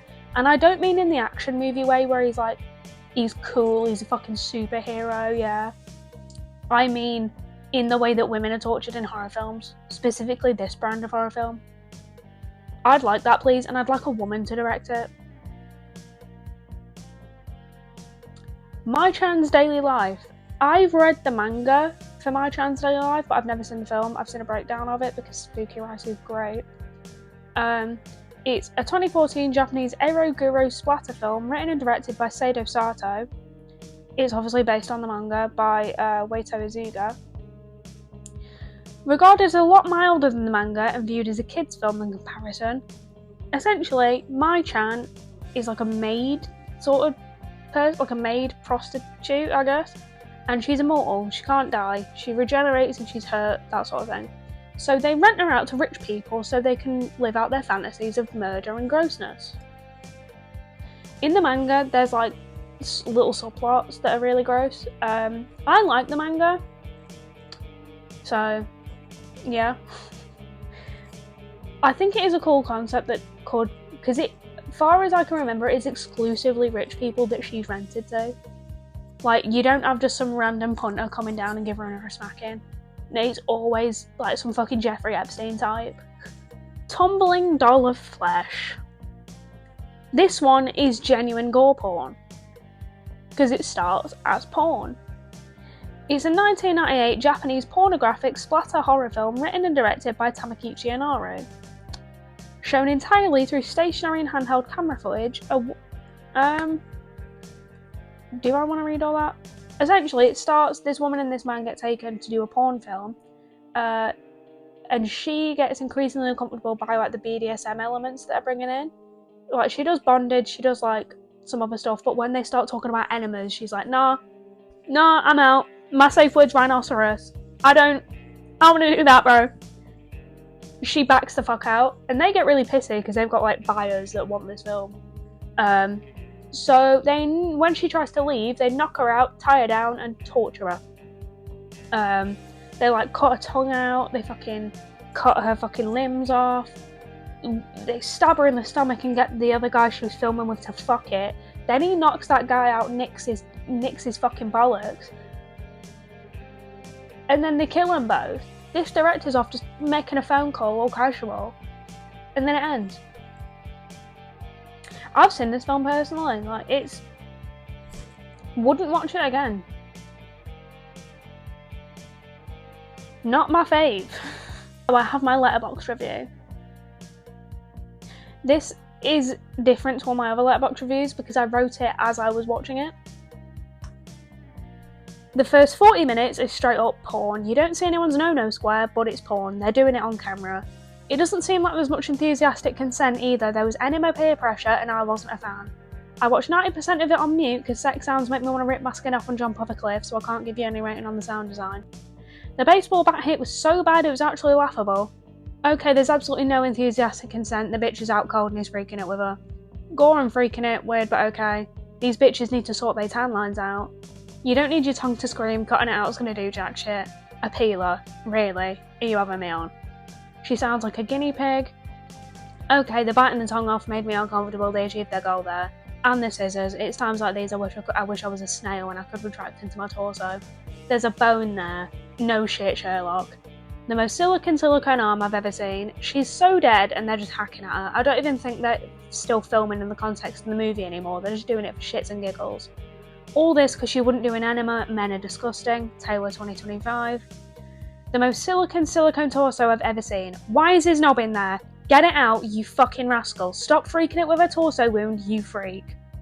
Okay, the bleeding on his head wound actually looks quite good. You can't die yet, mate. You've cut off both her legs, her arm, her tongue, and you've just cut open her torso and had some guy fuck it and you've just caved her skull in. She's definitely going to die pretty quickly after that. Why is he nicking his bollocks? All this and for what? Overall, what the actual fuck was that? The majority of it was porn, the gore was shit, the acting was mid. I'd low-key fall for that guy reinsuring her after hacking fuck out of her though. 100% never gonna rewatch. Whoever watched this and genuinely enjoyed it needs an inpatient stay. So you've basically watched the film after this little segment on it, because that's all you need to know. The Taming of Rebecca. It's incest porn. It's incest porn. Not seen it personally because I didn't want to seek that shit out, but it is incest porn. It's a 1982 film by Phil Prince. The tagline is apparently, "The bondage and discipline scenes in this film are real." Tags on IMDb include abusive father, sexual abuse, forced lesbianism, roughy, fisting, S&M, lesbian sex, unsimulated oral sex, sex with father, sex with daughter, father-daughter sex, lesbian rape, abuse of power, verbal abuse, cruelty, sex with a minor, sexual violence, incest, golden shower, and hardcore. Phil, what the fuck? Like, why, Phil? Why? Why'd you fucking make this? In 1988, a copy of The Taming of Rebecca was found by police in the VCR of serial killer Stephen Pennell, aka the Corridor Killer or the Route 40 Killer. At the time of his arrest, the film was reportedly queued up at the infamous nipple piercing scene. This incident is commonly and erroneously attributed to actually having happened to cannibal serial killer Jeffrey Dahmer. If a film is found in the possession of a serial killer, and they've been watching it to the point they've got it queued up to a specific scene, you shouldn't be watching that shit. This does not apply to me and my loving for Devil Woman Doctor. Just no. The Necro Files. As you can see on screen, it's The Necro Files. This one's fucking weird. It's a 1997 horror comedy zombie film directed by Matt Jazel. It shows zombies as sexual creatures whose desires for human flesh don't stop at food. Right. If one day I woke up fucking Shaun of the Dead style, the world's gone mental, there's zombies everywhere, but they don't want to eat me. They don't want to fucking chow down on my brains. No, they want to fuck me. They want to fuck me. Because why not? I'd just kill myself. I would just fully fucking kill myself. Because, like, I'd rather you eat me. I'd actually rather you cannibalise me. Like, don't be eating me in the other way. Just fucking tear me limb from a limb and eat me like a fucking KFC bargain bucket. Like, don't be coming near me with your fucking decomposed fucking gangrenous knob. I'm not interested. Alright? It follows a zombie who is a rapist cannibal when he was alive, because of course he was. As he returns from the dead to eat and assault the living, 2 cops, a satanic cult, and a flying demon fetus try to stop him freaking kill again. It has 2 sequels, The Necrophiles 2 from 2003 and Necrophiles 3000 from 2017. Tags include necrophilia, infanticide, splatter, impaled child, female full frontal nudity, female rear nudity, raped by a zombie, cannibal, rapist. I'd watch it just for shits and giggles because apparently it's a piece of shit. Apparently it's like amateur as fuck. I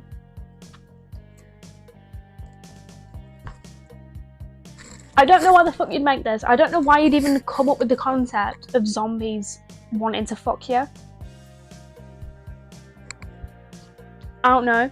This does sound like something a girl would come up with, so the name's fitting. Girl Hell 1999. 2 maniacs go on a rape spree, brutally battering their victims with a baseball bat repeatedly before raping them and battering them again until their victim is dead.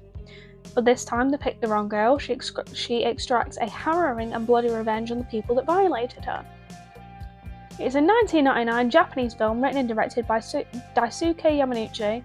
Tags include teenage prostitute, male rear nudity, father-daughter incest, forced incest, rape and exploitation. A lot of these have fucking incest in them, and I'm not down for it. I'm not here for that shit. If you want to put necrophilia in your films, I can argue that's art. I can argue that's metaphorical. Like cannibalism is a metaphor for love. I can argue that one. Incest? Nah, you're on your own. You're on your fucking own. Get out. No. I'm not about that life. Eccentric Psycho Cinema. A 1998 Japanese film written and directed by Shinji Imoka. A bank teller called Noriko Kamimura, because I'm so good at Japanese, is tortured and sexually assaulted by her psychotic vulvectomizer. Excellent band name, by the way. If any of you use that, fucking credit me, because I guarantee I'm the first person ever in your life to say the word vulvectomizer to you. Takashi removes her vulva and bottles them as a souvenir. Tags include sexual torture, genital mutilation, raped with object, sadism and cannibalism. It's tagged with cannibalism. Does he eat them? Does he eat them? That is my fucking question. Not seen it personally, so I'm going to need one of you little fuckers to act as a guinea pig, watch it, and tell me if he eats her vulva. In my head, vulva and labia are synonyms. So, if God forbid, I got kidnapped, and they were torturing me or whatever, and they cut off my fucking labia, I'd rather you kill me. I would actually rather you fucking murder me. Because of all the parts of my body I would think of for you to take as a trophy, my vulva would not be high up on that list. That would not even enter my head. I'm like, what the fuck do you mean you're cutting off my labia? I kind of need those, bro. Give them back. Like, who even thinks of this shit? Who cooks this stuff up in their brain? The Gateway Meat. That's a wonderful title. Is a disturbing and sadistic film that strays far from the normal conventions of the horror genre. It's about a group of Satanists living in a quaint coastal fishing town. As the film progresses, we get to know the character played by... Wait, hold on. I've not put this fucking entry in order. It's a 2008 American film written and directed by Ron DeCaro. As the film progresses, we get to know the character played by DeCaro himself, Marcus. The film is mainly about how Marcus struggles as he tries to deal with the great expectations that are placed on him after his father's death. Marcus's father, who is a Satanist, was trying to open up a portal into hell. Now that he is gone, Marcus must take the reins and gain the power that his father wanted. With the help of his family and a couple of friends, Marcus murders his way to power as his young preschool-aged daughter watches. Tags include severed arms, snuff, female nudity and gore. I don't understand why you went through all that and went, you know what, we're going to have a female child watch all of this and be traumatised by it. Why did you have to add that bit? I know I'm getting woke and I know I'm getting feminist, but I'm sick of this bollocks. Why is it always women and girls? Tier 6. This is Mondo Films. If you don't know what Mondo Films are, they are shockumentaries. Shockumentary is another... I believe they're synonyms, but I'm not entirely sure. A Mondo film specifically is... It's stylized like a documentary, but it features disturbing, graphic and shocking content for the purpose of shocking you into agreeing with the message that they are portraying. Usually it's a political or racial one. Sometimes they're even backed by governments. The first one is Junk Films. It's a 2007 Japanese film directed by Kiyotaka Surisaki. It's a collection of short documentaries pondering about the meaning of life and death by using shocking images. I couldn't find a lot about it, but I imagine it's just death footage, footage of bodies, footage of accidents, footage of this, that and the third, anything to do with bodies or death. Traces of Death. It's a 1993 American Mondo film that consists of various scenes of shock footage depicting death and violence. I've seen this one personally. I quite liked it. It's just corpses and death and shit. It's based on Faces of Death. It's written by Damon Fox, and it's a compilation of archival footage from other films. You get my letterbox review. It's a compilation of pictures of dead people, autopsies and surgery. Apart from the brains and that old lass getting a knee internally scratched, it really wasn't too bad. The sped up replay of that guy shooting himself fucking sent me. The PowerPoint transitions were beautiful. Yeah, the entire film is edited with PowerPoint transitions, and I think that's fucking gorgeous. There was this like politician fella that went on TV fucking decades ago, and he'd been caught doing something. So on live telly, he just shoots himself. To be in all fairness to him, he did tell people to leave beforehand. He was like, you know what, I'm about to do something fucked up, so if you're feeling a bit nauseous, there's the door. But they like sped it up, slowed it down, spun it around with fucking PowerPoint transitions. It was gorgeous. It was fucking beautiful. Faces of Death. This is what Traces of Death is based on. It's a 1978 American Mondo horror film written and directed by John Allen Schwartz. Presented as if it were a factual documentary and centres on pathologist Francis B. Gross, who presents the viewer with different gruesome ways of dying. Many scenes are faked for the film, but some select sections are made up of pre-existing footage of real deaths and their aftermaths. It received general poor reviews from critics, but performed well at the box office, reporting grossing over $35 million. It gained a cult following and spawned several sequels. Some scenes include a man killed by an alligator, some assassinations, executions by electric chair, embalmings, cryopreservation, war atrocities including the Holocaust, animal deaths due to litter and pollution, some body recoveries, some cults, some fatal accidents of different kinds. Yeah, a lot of Faces is completely fake, but all of Traces is real. Yeah, I tried to watch Faces of Death, but like the shitty website I found it on, the quality in audio was so fucking bad, and I'm really hard of hearing, so I couldn't hear anything being said, and it didn't have subtitles, so I was like, I can't fucking watch this shit. Orozco the Embalmer is a 2001 Spanish-language Mondo film written and directed by Kiyotaka Surisaki. It follows a Colombian embalmer named Froilán Orozco Duarte, who was shown living in El Cotuche, I think, impoverished and crime-ridden area of Bogota, Colombia, where the homicide rate is high and the corpses can be seen on the street. The film was comprised of footage taken over a period of several years, documenting graphic shit. I don't fucking know what's in it. Orozco's embalming of corpses, and Orozco died during the production of the film. Yeah, Orozco isn't a character, he's a genuine, real person. Yeah, essentially it shows this area and how it's impoverished and has a high crime rate and stuff like that. Black Metal Veins, we're back with fucking Lucifer Valentine, because of course we are. I can never fucking get away from this man. Leave me alone, Lucifer. Leave me alone. I don't want anything to fucking do with you, much like your film stars. Get away! Anyway. It's a 2012 graphic documentary drama directed and written by Lucifer Valentine. He essentially follows around a group of 5 heroin addicts and exploits them for content like a 2012 Logan Paul. A lot of the footage, barring the actual drug abuse, is believed to have been faked by Valentine. A character called Raven's death at the end is believed to have been faked, and Valentine confirmed this in a DVD. Yeah. He follows around a group of genuine fucking heroin addicts, people that are on the streets, addicted to shooting up fucking heroin. Like, they're probably one of society's most vulnerable groups of people, and he follows them around with a fucking camera crew and exploits them for his own gain. And fakes one of their deaths at the end. He's a fucking cunt, I hate him. I actually hate him. I'm gonna need Lucifer Valentine to die right now.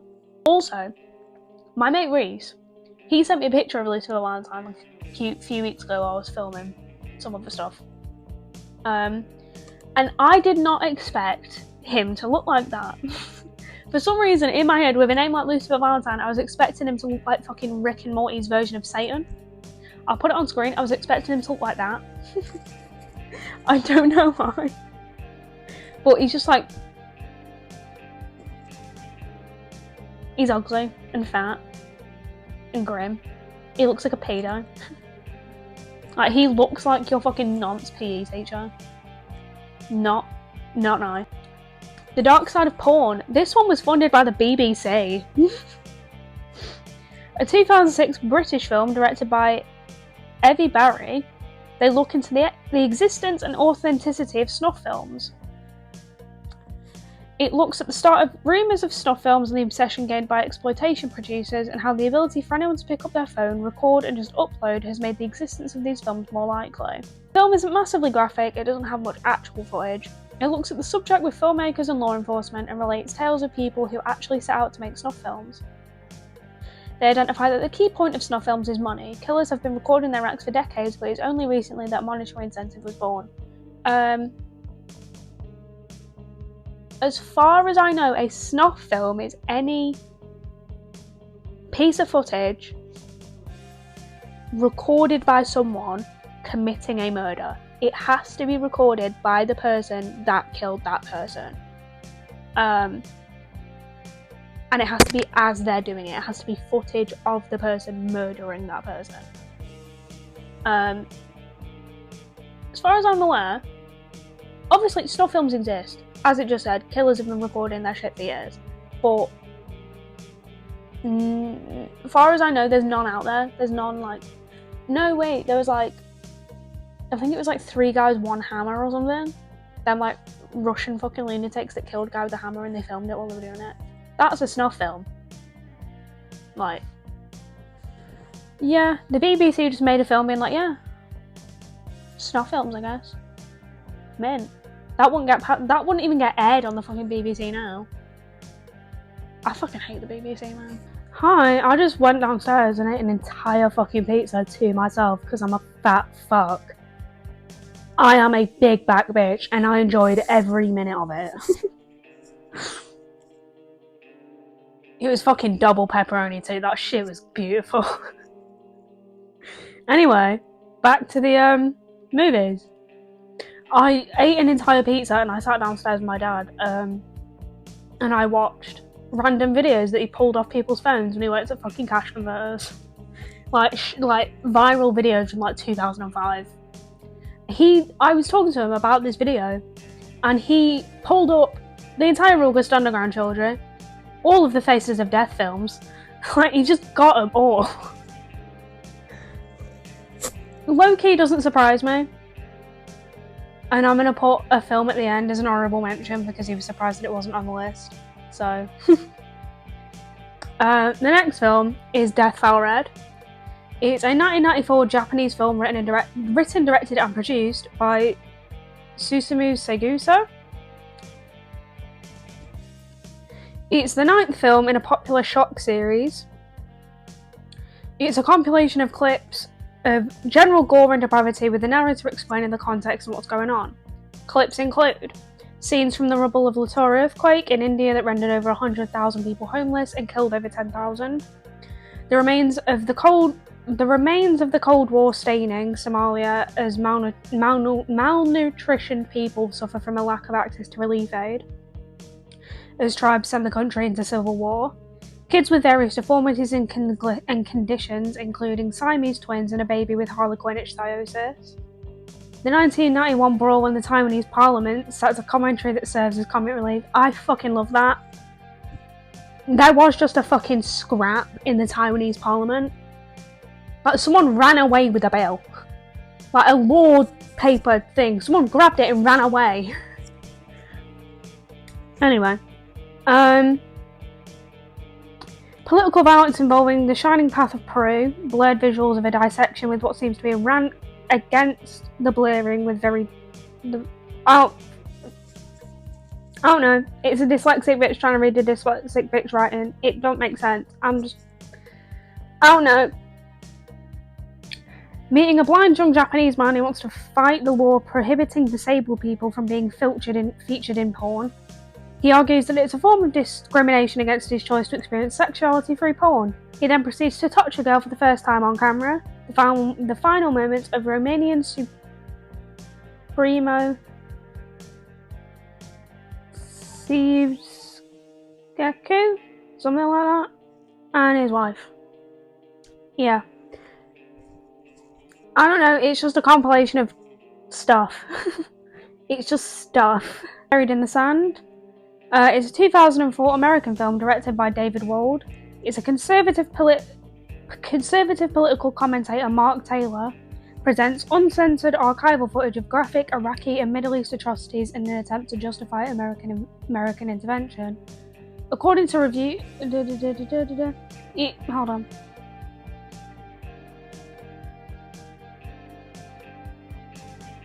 Okay, it's important to note that Buried in the Sand was made after 9/11, in the whole War on Terror era.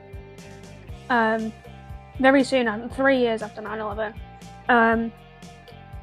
It essentially, most of the clips are violently out of context and try to make Iraqis and people from the Middle East in general look very bad. It tries to make them look like they train up their children from fucking day one to be suicide bombers. Like, it tries to make them look as awful and horrible as possible so they can justify going over there and killing them. Because that's what Americans do. They try and justify themselves in their horrific actions because they're fucking dumb. I say that like England doesn't do it, they do it more. Africa Addio. The title apparently translates to Goodbye Africa, but it's also known as Farewell Africa and Africa Blood and Guts. It's a 1966 Italian Mondo film written and directed by Gualtiero Jacopetti and Franco Prosperi. Jacopetti and Prosperi gained previous fame as directors of Mondo Cane, where this genre of films gets its name from. It documents the end of European colonial control in Africa during the 50s and 60s and the violence and chaos that followed. Africa Addio and Mondo Cane are the definitive start of the Mondo shockumentary genre. The film features footage of several rebellions, massacres, general unrest, and other such occurrences. It features the only known footage of Congo mercenaries and the only known visual evidence of the genocide of ethnic Arabs during the Zanzibar Revolution. After criticism in a documentary a few decades later, Prosperi says, "It was not a justification of colonialism but a condemnation for leaving the continent in such a miserable condition. It received widespread critique for apparently being racist, prejudiced, and pro-colonialist." The entire film is basically just saying, look at these fucking horrific people. Wouldn't they be so much better if we just went back over there and owned their land again? Such a shame that we don't. That's essentially what the film is. It's them. They say they're not trying to justify colonialism, but we all know you are. Why else would you make the fucking film? Like, yeah, we probably should have helped them, like, ease out of fucking colonialism instead of just going, right, bye. Because they've gone from having all your resources and aid and shit like that to having nothing. They've got to survive on their own. That's like the moment your kid turns 18, dropping them off in front of like a council flat and going, bye. You can't fucking do that. They're gonna have some issues, obviously. But that doesn't mean you can exploit those issues and make them fucking look bad. Like, now, the Mondo Cane film, Mondo Cane, 1962 Italian Mondo documentary film directed by Gualtiero Jacopetti, Paolo Cavara, and Franco Prosperi. Mondo Cane is some kind of Italian expletive. Literally, it translates to Dog's World. I don't know how it would be used as an expletive, but that's just what I heard when I googled it. It consists of a series of travelogue scenes to provide insight into the cultural practices around the world with the intent to shock and surprise Western audiences. Scenes are presented with little continuity as they are intended as a kaleidoscopic display of shocking content rather than presenting a structured argument. Despite its claim of genuine documentation, some scenes were either staged or creatively manipulated to enhance effect. Scenes include a man kicking dogs, Rossano Brazzi having his shirt torn off, a group of topless native women chasing a group of men, a group of young women trying to seduce US sailors, a native woman breastfeeding an orphaned piglet, pigs being beaten to death for a New Guinean celebration, people cooking dogs, chicks being coloured then dried with hot air to be put in Easter eggs, geese force-fed with funnels, Wagyu cows living lavish, women of the New Guinean Tabar are locked in cages and fed tapioca so they can gain weight and be married off. Snakes being butchered for food. A lot of them are fairly normal activities to those people. They're fairly normal in the activity themselves. It may not be with the animal they are eating, like it's not normal to eat snakes in England, but it might be normal to eat snakes somewhere else. Like here, it's normal to eat cows. In England, it's perfectly standard and normal to eat cows. You're looked at weirdly if you don't eat beef. But in India, they don't eat cows. You're looked at weirdly if you do eat them. It's a cultural difference. You're not wrong for the animals you eat. Some places just might eat them and some places don't. Doesn't mean you're weird or you're wrong. It's like that fucking PETA, like, board where it was like a thing of animals being like, where do you draw the line? And people were drawing a physical line of, yeah, about there, like, just after the fucking cow before they got to the horse. Like, people will have preferences on what animals they would personally eat. It doesn't mean that people that do widely eat those animals are fucking freaks. Like, even the things we'd consider weird, the things of like locking women in cages and feeding them fucking tapioca, it's no different to women like fasting before they get married to fit in their fucking wedding dress. It's just the opposite. Their beauty standard is having more weight to you, ours is being thin. It's the same, but the opposite side of the same coin. Like, they're fattening themselves up, you're fucking starving yourself. You can't look at them funny when you do that. You know what I mean? It's basically a film that makes third world countries or non-Western countries look bad. That was their intention, and I don't give a shit what they have to say. That was their intention. Banned from television. A 1998 Mondo compilation produced by Joe Francis, a series of videos showing footage of genuine events that were deemed too disturbing to be aired on television. Apparently includes a great white shark attack, a public execution, a train accident, a sex club bust. Apparently they show a man being set on fire and then hit that shit again in slow motion. Yeah, it'll just be compilation clips of things that were taken from the news, probably. Like news coverage footage, and they've realised, oh shit, we can't air that bit. That's a bit too disturbing. So they've locked it away in like a vault, and then these people have come and nicked it. Those da morte. That means Archives of Death. It's similar to Faces of Death. It's from 2002 and from Brazil. I could not find anything about it other than that. I couldn't find anything about it. It's probably a mix of staged and genuine death footage. Yeah. We're done with the Mondo films. We're done with Tier 6. Now we get to the really weird stuff. Yay! Time for Tier 7. Yay! Where's my little list? This is apparently fetish porn, but I believe the top film it was meant to go in Tier 8. Because everything else is fetish porn, but this one is execution footage.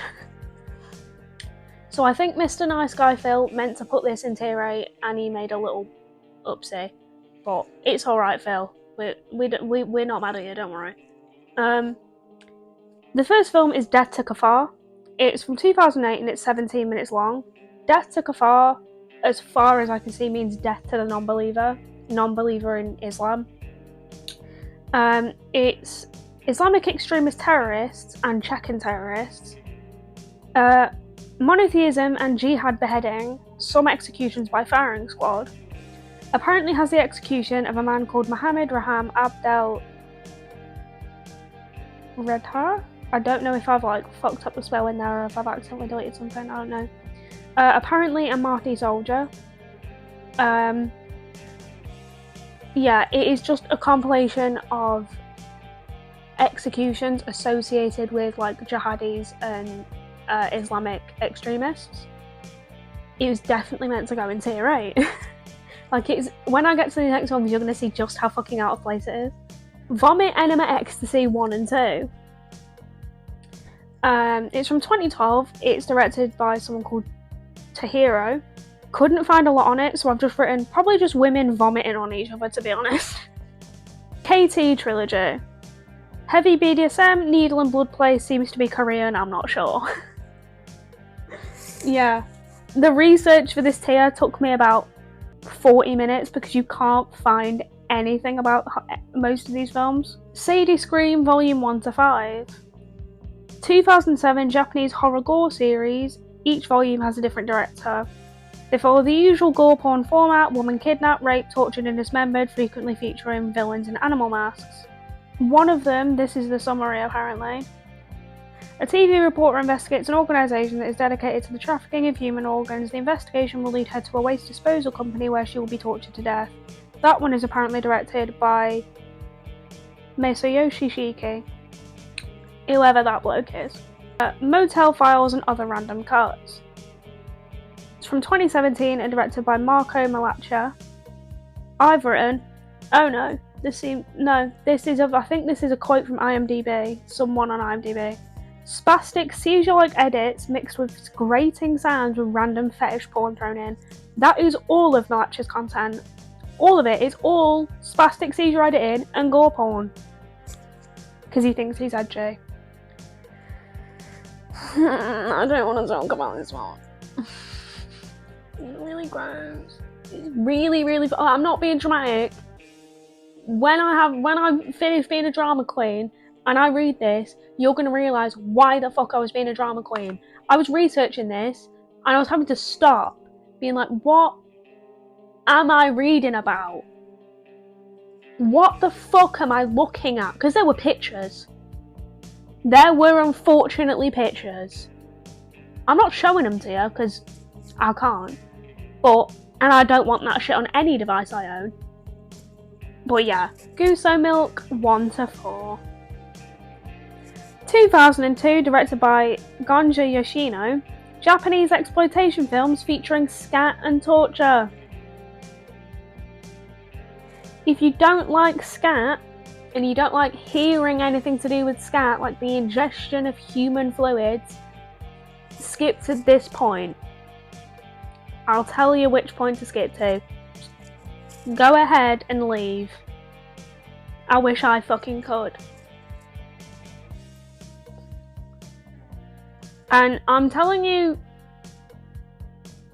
like, I know before I was talking about fucked up shit and I was like, oh, I wasn't like, oh, skip to here, skip to here. Because when I say disturbing, you expect gore, you expect murder, you expect this, that and the third. You don't expect scat, so you don't expect people to be swapping bodily fluids in that way. So,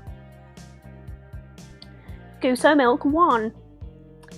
Scat, milk enema, expelling said milk enema on someone's face, arsehole mouth stuff, cottage cheese enema, expelling that enema in someone's hands, eggs up someone's arse, then expelled, raw egg enema expelled into someone's mouth, live eel enema expelled onto the bed, eating a live eel, more scat stuff, fisting, more scat, getting fucked with enema, and scat stuff. Eels? Really? Eels, cottage cheese, eggs. Why? Why? Like, for the love of fucking God, my brothers in Christ, why? Like, what has to go through your fucking head, one, for you to be sexually aroused by the sight of shit, to be sexually aroused by an enema, to be sexually aroused by cottage cheese, eggs, and eels up someone's arse? Why does that get your fucking dick hard? Please tell me, I'm curious. Like, I can't. Like, I know there was that guy that, like, Pavloved himself into getting a fucking hard on the side of a printer just for shits and giggles. But how do you either Pavlov yourself, or what fucking traumatic situations have to occur in your life for you to be sexually excited by the sight of eels in someone else's arsehole? How does that get you going? How? This is only the first one. There's 4 of them. There's fucking 4 of them, man. I want whoever made these arrested and shot and put in a fucking pressure cooker. Guso Milk 2. A whole fucking bunch of scat stuff, including eating shit, going out in public covered in shit, fucking with scat stuff, piss enema. Then piss enema that exploded in someone's mouth, more scat stuff. So we've got piss in the fucking mix now. Guso Milk 3. Scat scat stuff, milk enemas expelled into mouths, piss stuff, scat stuff, public scat stuff, more scat stuff, and fucking and milk. Goose milk 4. Piss and scat and more public scat stuff, vomit stuff, more scat, fucking and milk enemas. Because we've got vomit in the fucking mix now. What is fucking wrong with you people? What has to occur in your life, in your fucking childhood, for your dick to get hard at the sight of someone chucking their guts up? Why does that get you hard? Why does that get your fucking just juices flowing? Why does that make you sexually aroused? What has to occur? Like, I'm really, really fucking curious. Like, can someone who's smarter than me and has more qualifications please inform me as to why some people are sexually excited at these disgusting things? Because I need to know. I need to know what had to occur. UNKB002. This is possibly the most disturbing film you'll ever see in your life. I wouldn't recommend anyone watching it. I think it's illegal, actually. I do. I actually think it's fucking awful. It's from 2022. It's set in a kitchen somewhere in Russia. Directed, written, produced, and starring Sergei A. And he's cooking pasta. I know. It was such a hard watch, guys. I don't think I'm ever gonna recover from that.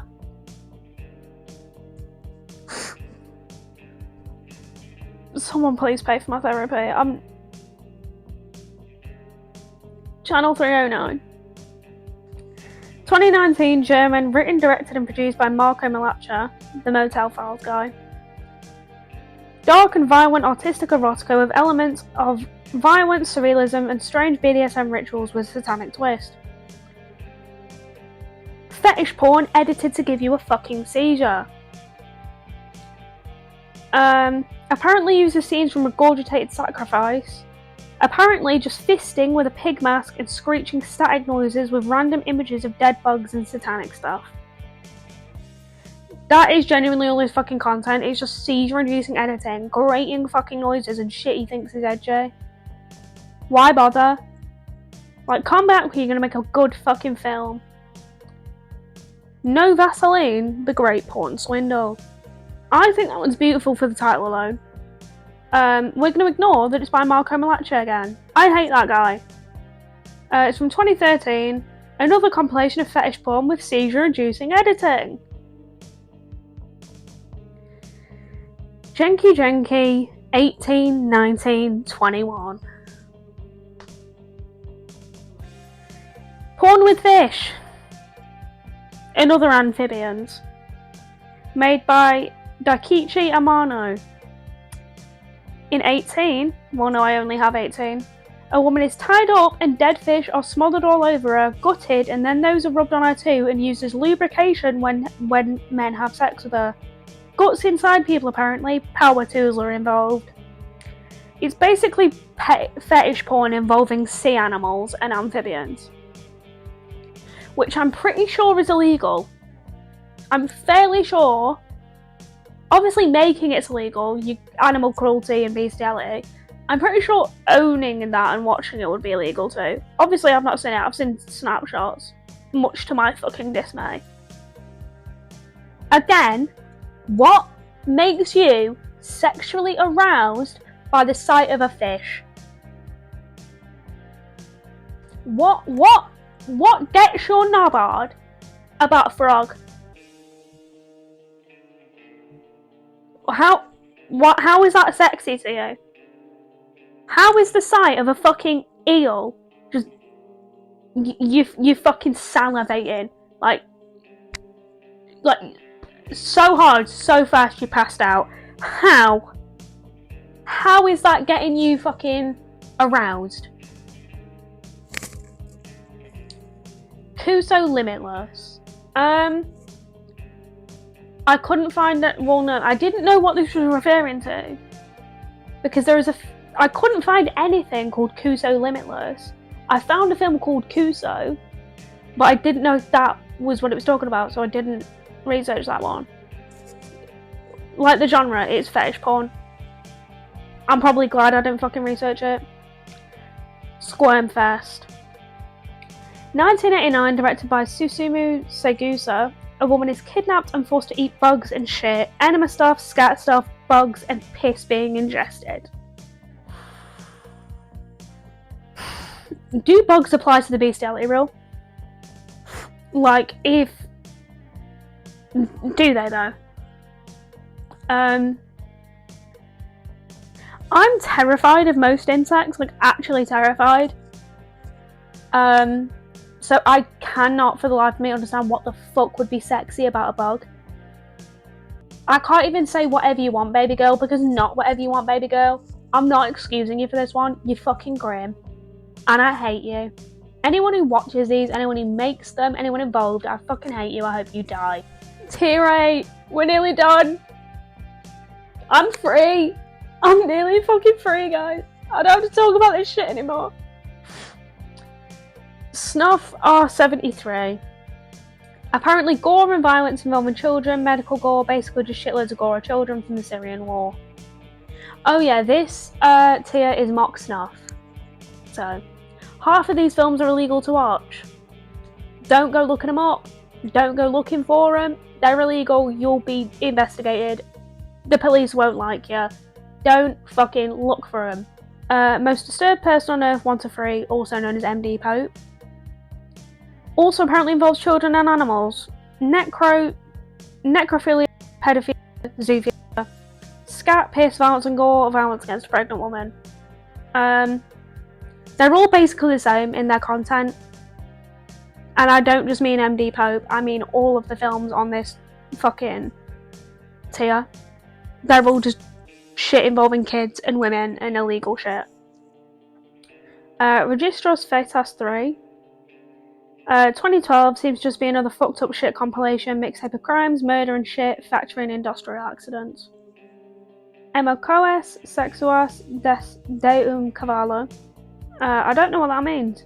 60s to 80s porn film involving a horse. Some guy has AIDS and he chases people. Portuguese or Brazilian government made this because they saw that there was a market for it. Yeah, this film of someone fucking a horse. Fucking a horse was funded and made by the Brazilian fucking government. A government made this. Imagine one day, fucking Keir Starmer goes, you know what, fuck it, you can watch all the porn you want, and you know what? We're gonna give you horse porn. Not just that, other animals too. What the fuck? Like, is bestiality not illegal over there? Surely it is. As far as I'm aware, it's fucking illegal everywhere. So what the fuck? Apparently I couldn't find anything on fetus munchers. That's sad. You seem like the type of people to enjoy learning about a film called Fetus Munchers. FUBAR, or FUBAR. I don't know what the fuck that stands for. Executions, crime scenes, a lot of it's in person and modern. Surgery, Animal Farm, the porn film, not the George Orwell book. Happy Tree Friends episodes. Yeah, intercut between all these clips is full Happy Tree Friends episodes. Animal Farm is a really, really famous porn film from like the fucking 80s. Of this woman fucking a bunch of animals. My mum's seen it. Like when I told her when I was like 15, like, oh yeah, I'm like reading Animal Farm. Her immediate thought was not the fucking George Orwell book, it was this porn film. And then she tells me what it is. She was like, yeah, it got fucking banned everywhere, but we all had it, we were all watching it. Madness. The Ogrish Collection. It's basically a greatest hits compilation for Ogrish or Live Leak. Ogrish and Live Leak are the same thing, just rebranded. Yeah. If you don't know what Live Leak and Ogrish are, it was a site where people would put gore videos.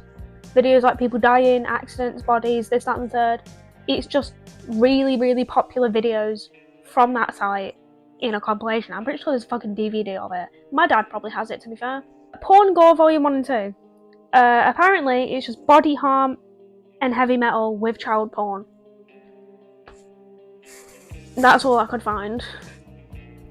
Like I said, this tier, you can't find a lot of information on it because a lot of them feature child porn. And you can't, like, a lot of these I had to go on Reddit and people would not say a fucking word about these films.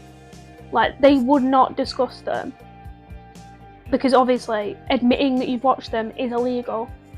So, unless you're a criminal and you want to find these films and watch them for yourself, I don't know.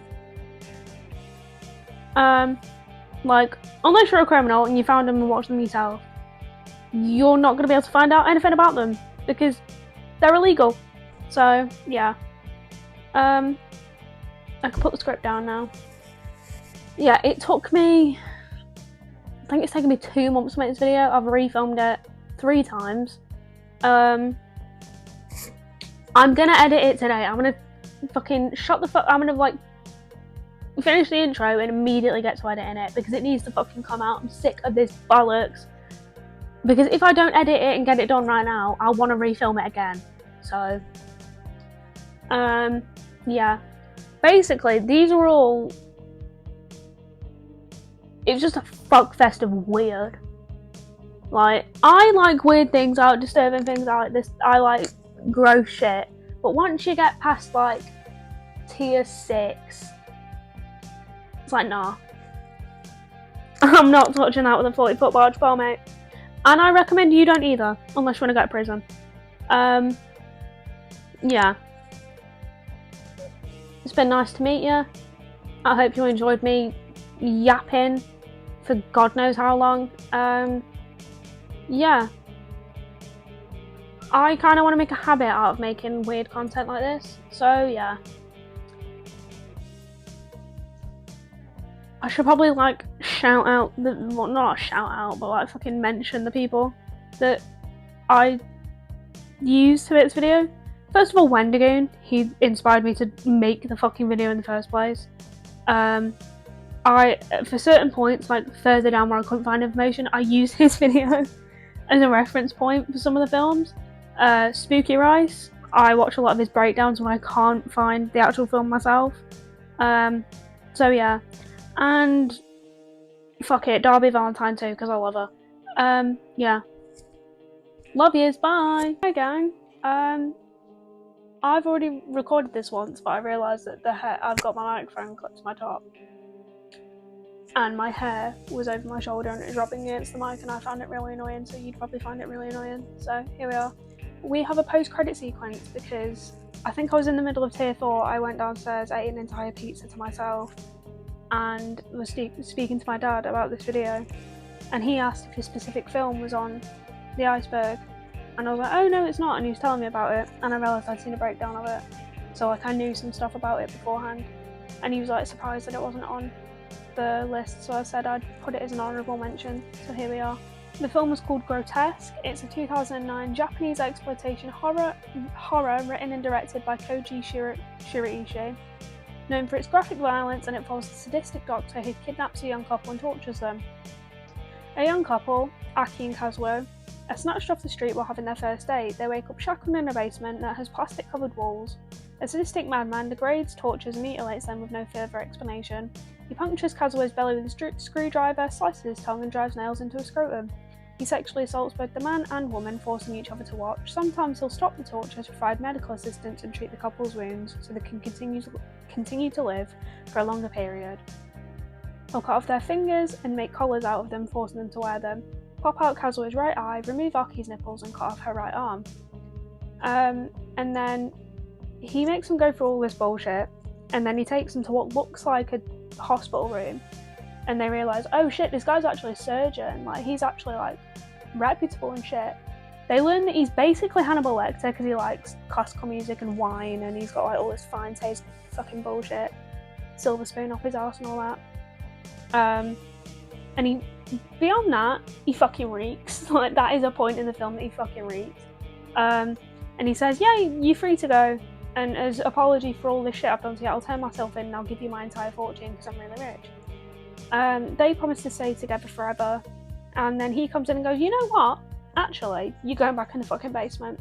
They go back in the basement and he takes out this guy's intestine, puts it on a hook, and she's tied up, you know, with like rope around her hands. And he gives him a pair of scissors and says, if you can get across this room and cut the rope, you're both free to go. So he tries, but he ends up falling on the floor from like blood loss and all that, and it's revealed that there was wire in the ropes the whole time, so he wouldn't have been able to cut them either way. She starts insulting him, so he cuts her head off. Her head lands on his neck and she bites him with like her final breath.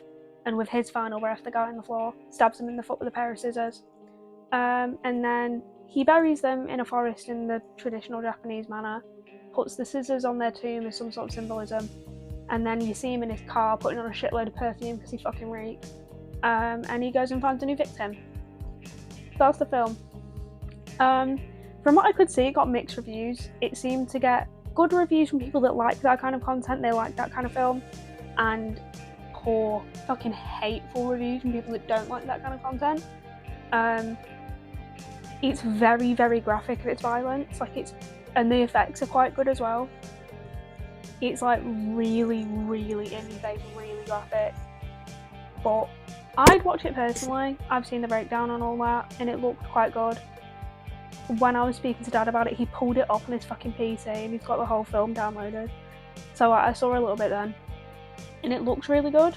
It's definitely not a film you should watch if you have a weak stomach, because it's very, very graphic. But apart from that, it seems like a mint film.